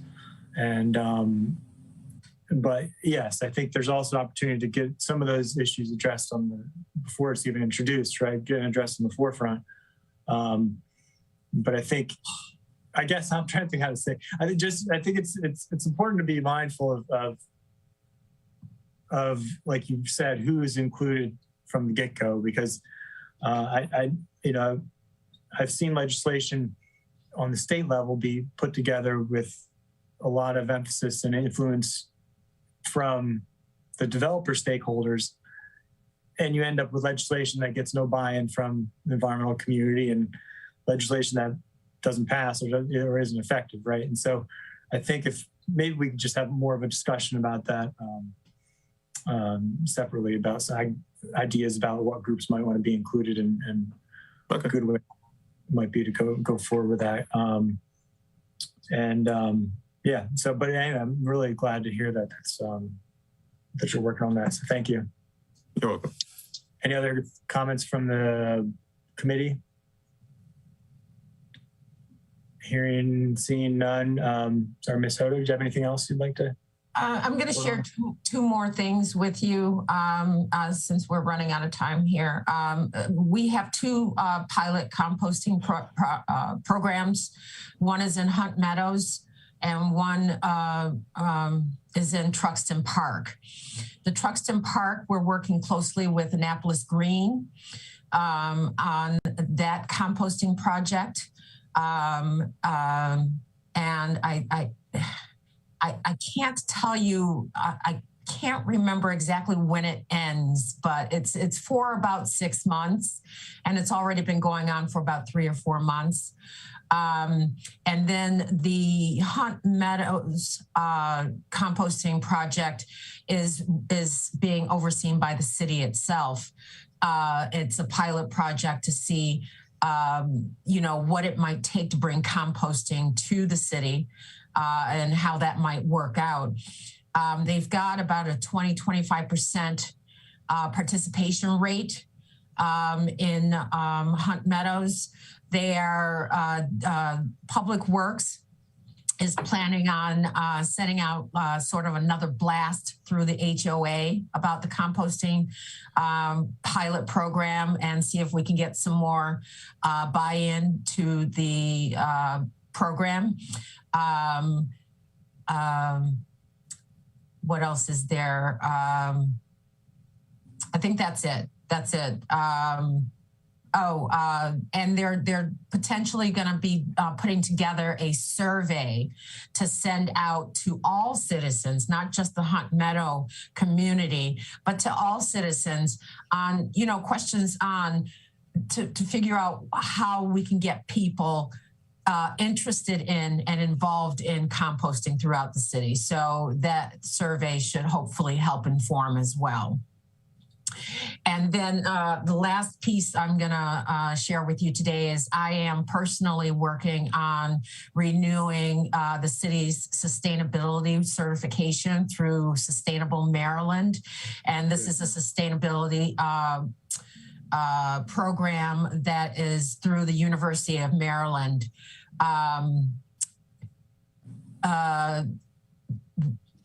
They have 2 levels, a bronze level and a silver level. This year is the first year that they're incorporating the silver level, which means, we would have to earn more points and have more different sustainability programs and projects, that we have going on in the city. And I really think that we can make the silver.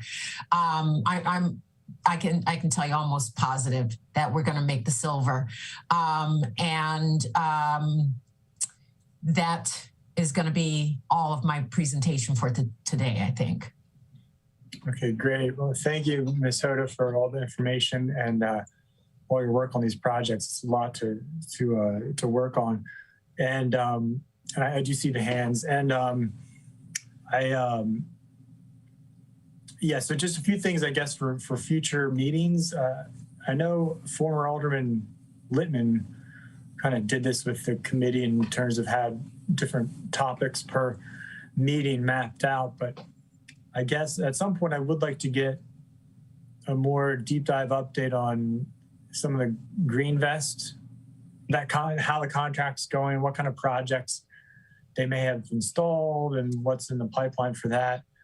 And I guess if you or Director Johnson get with Ms. Green about figuring out a good time, whenever you think you might be ready, we get that scheduled with Ms. Green to get on this agenda. So just an overview, update on that. And then I would love to hear more. I know it hasn't been ongoing for too long, but to get an update on the compost program, in addition to what you said, I think that's pretty good for 25% participation in a new program. Seems pretty good to me. I don't know what your thoughts are on, but I would like to hear at some point if you think that's been a success and what you've learned from that composting program. And whenever you're ready, for more details on some of the projects we've funded through the CBT program, the grant program. And I know that's still kind of getting rolling as well. And I think that's all I have for now. But yeah, if we could get those scheduled for some point in the future, that'd be great. Alderman, did you have a preferred date when you wanted the briefings on these? No, because I think some of these aren't, in terms of the compost, I know that's just kind of, I don't know when that started. It hasn't been going for too long. It's just a few months, right? It's just a few months. Right. So I guess if maybe Ms. Green could keep note of maybe in another 6 months or so, we could get an update or whatever you feel is appropriate, Director, when you may have information you'd like to share with us on that program. I think we'd be interested to hear how it goes. And in terms of the green vest, also, flexible, there's no rush on these, but at some point I would like to get some more information on how the green vest is program going. Okay. Anything else from, I saw the committee had hands up, Alderwoman Finlayson. Thank you. Sorry, hit the wrong button. First of all, I'd like to thank Ms. Hodo for giving us this chart. We always appreciate getting a look at exactly what you're doing. We know that you're doing lots of stuff. And to be able to look through this chart really kind of lays it all out there for us. I remember the former Director of Public Works did that for us with all of their projects. And I think we put that information in the newspaper because there were like 18 projects going on all at once. So, this should be published also because there is an awful lot of good stuff going on. So thank you for this. 2 quick comments. I recall a number of years ago when Alderwoman Hoyle was on the council and Ms. Broadbent was the director, and I guess it was DNEP at the time. We received a sustainability recognition back then from the University of Maryland. I don't know whether it's the same or an upgrade to the previous recognition.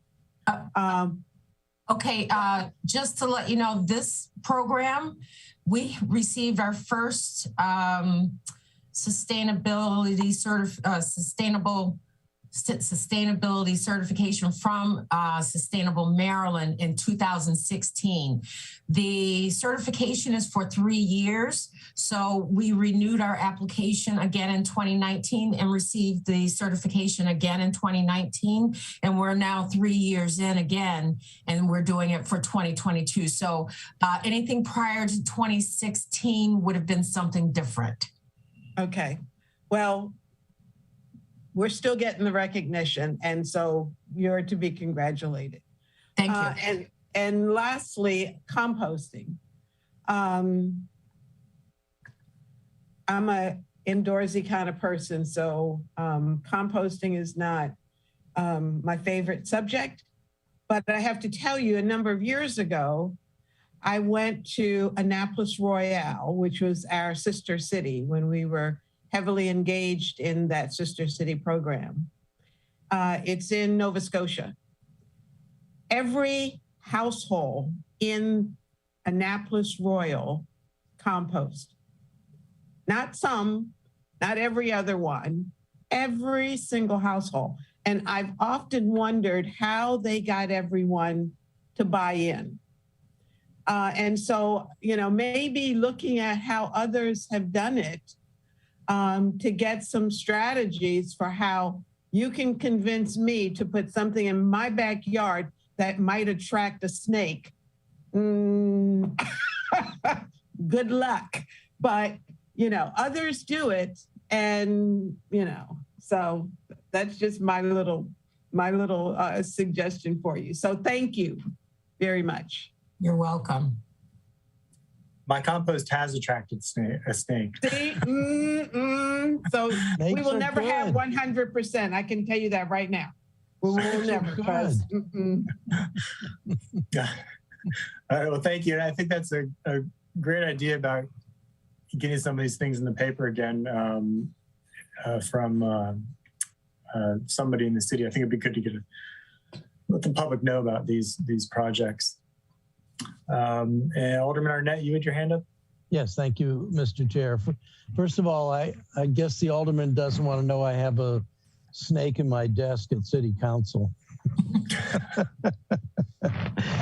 Look, this is an incredible list. You go down this list, you get to number 39 on this list, which is the community rating system, an extremely important thing. And even I find a lot, being the son of an entomologist, when you get to 40 and we're talking about bee city, you're absolutely right, Alderwoman Finlayson. This needs to be publicized. But my question / concern, we got two people doing this? The deputy city manager and Racine? Well, I've talked to Jackie, and there are whispers that she may, with the next budget, try to see if we can hire a part-time person.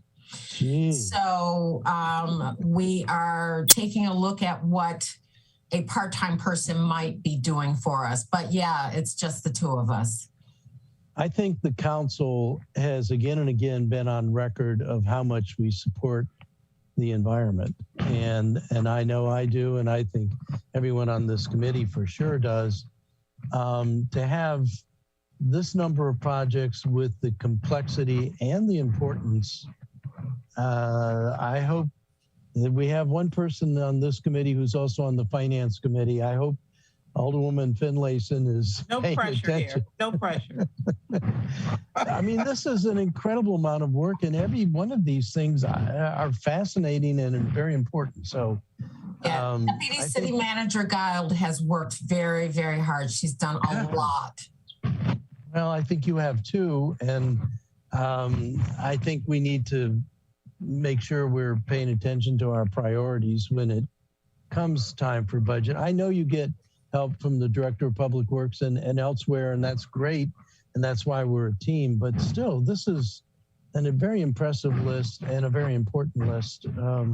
So I want to commend you, but also I think this is the time to be tooting your horn because budgets are being submitted. So I'll just make that pitch for you.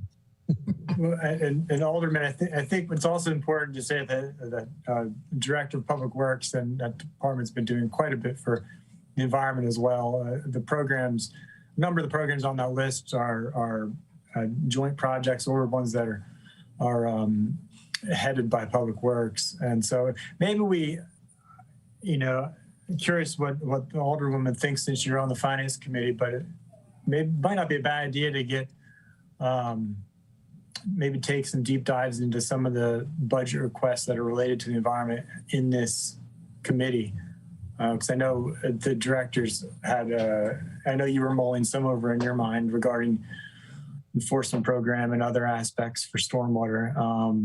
So I don't know if any of those end up getting proposed, maybe we could take a look at those.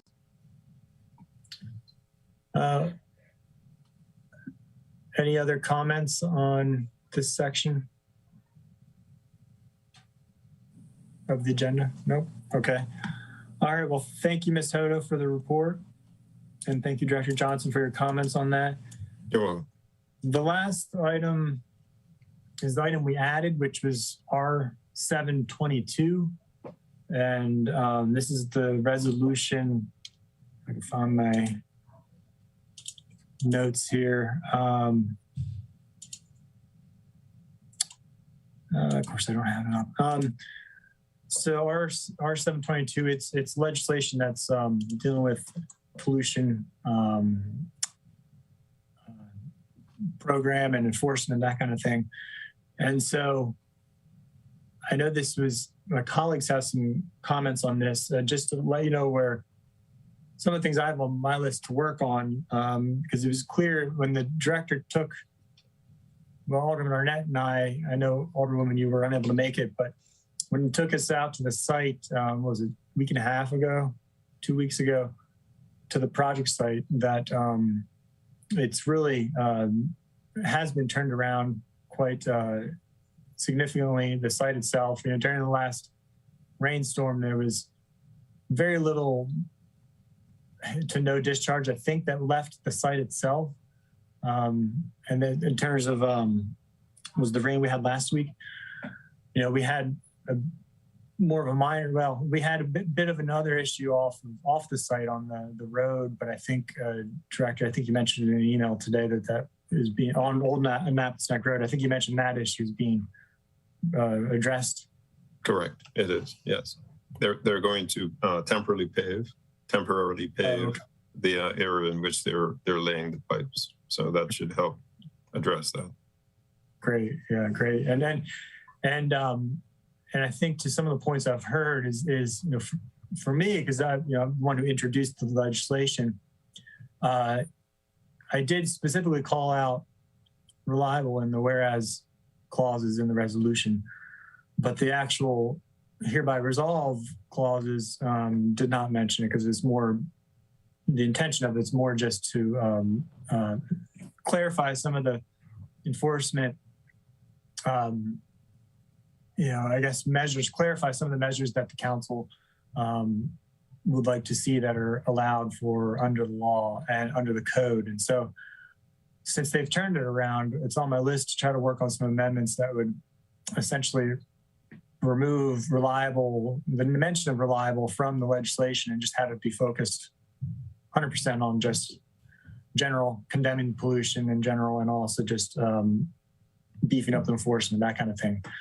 And unless Director, you have a situation where you're still having problems with a contractor and you think it'd be helpful to send a message, but it sounds like that's not the case at the moment. And so, and if you have any other tweaks to the language in legislation, I think there's some other things that I discussed with, I think you and also Director Guile, that I'm going to look to make in the legislation itself, and some other comments we've gotten from feedback from other folks.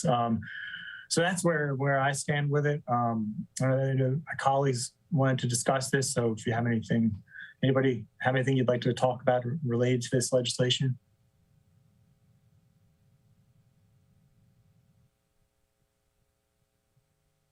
Keep hitting the wrong button.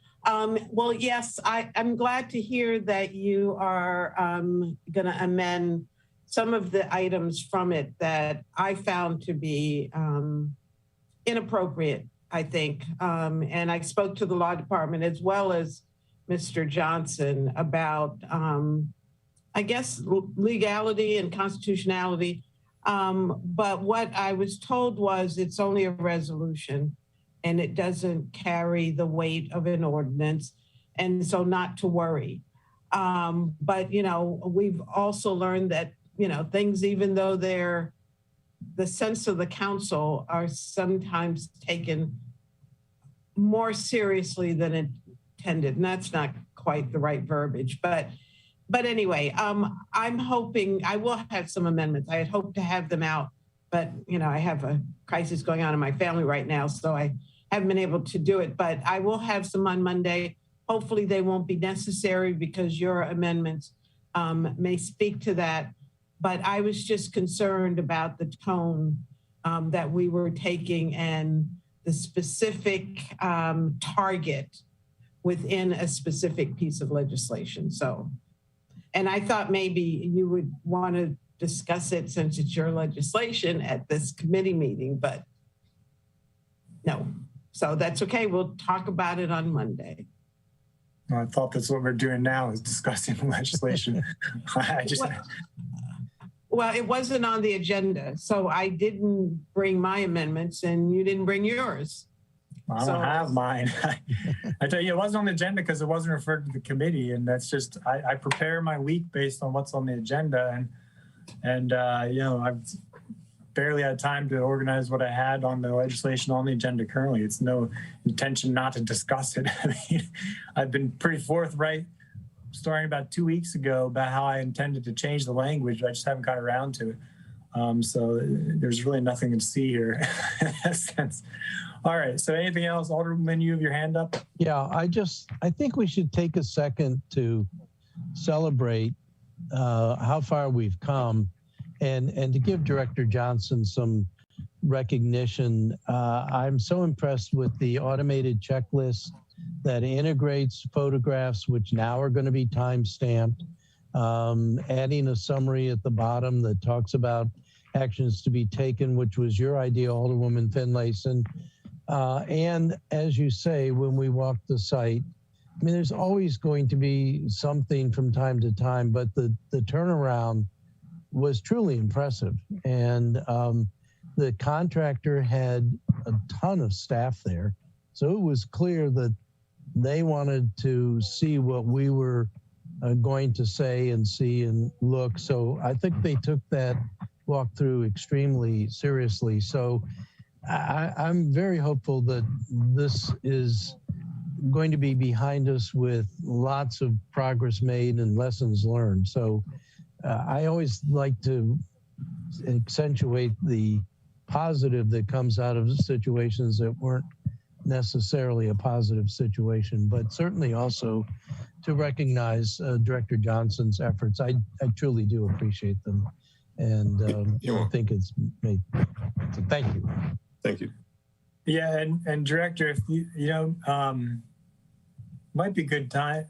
I don't know if you thought about giving an update at Monday's council meeting, but I think that if you're open to it, that might dovetail well with the legislation. Is just for the public, they'll be paying attention anyway. Then you could explain some of the things that you've done, and you've told us before in terms of some of the improvements you've made. So I think that'd be a good opportunity for you to toot your own horn and to show that you have clearly been listening and hearing the public's concerns and council's concerns and that kind of thing.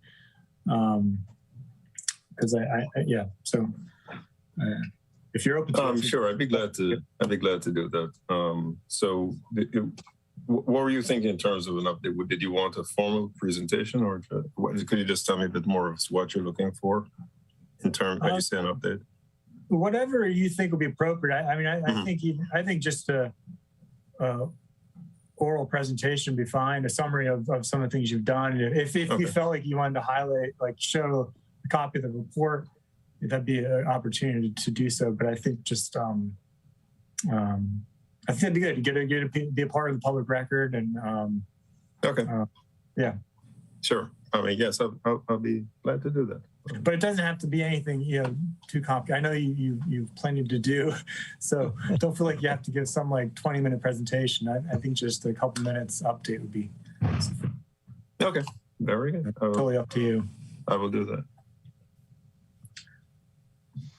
Okay. Anything else on this item? All right. Anybody want to make a motion to adjourn, or is there anything else for the good of the order? I'll move that we adjourn. I'll second that. All those in favor, please say aye. Aye. Aye.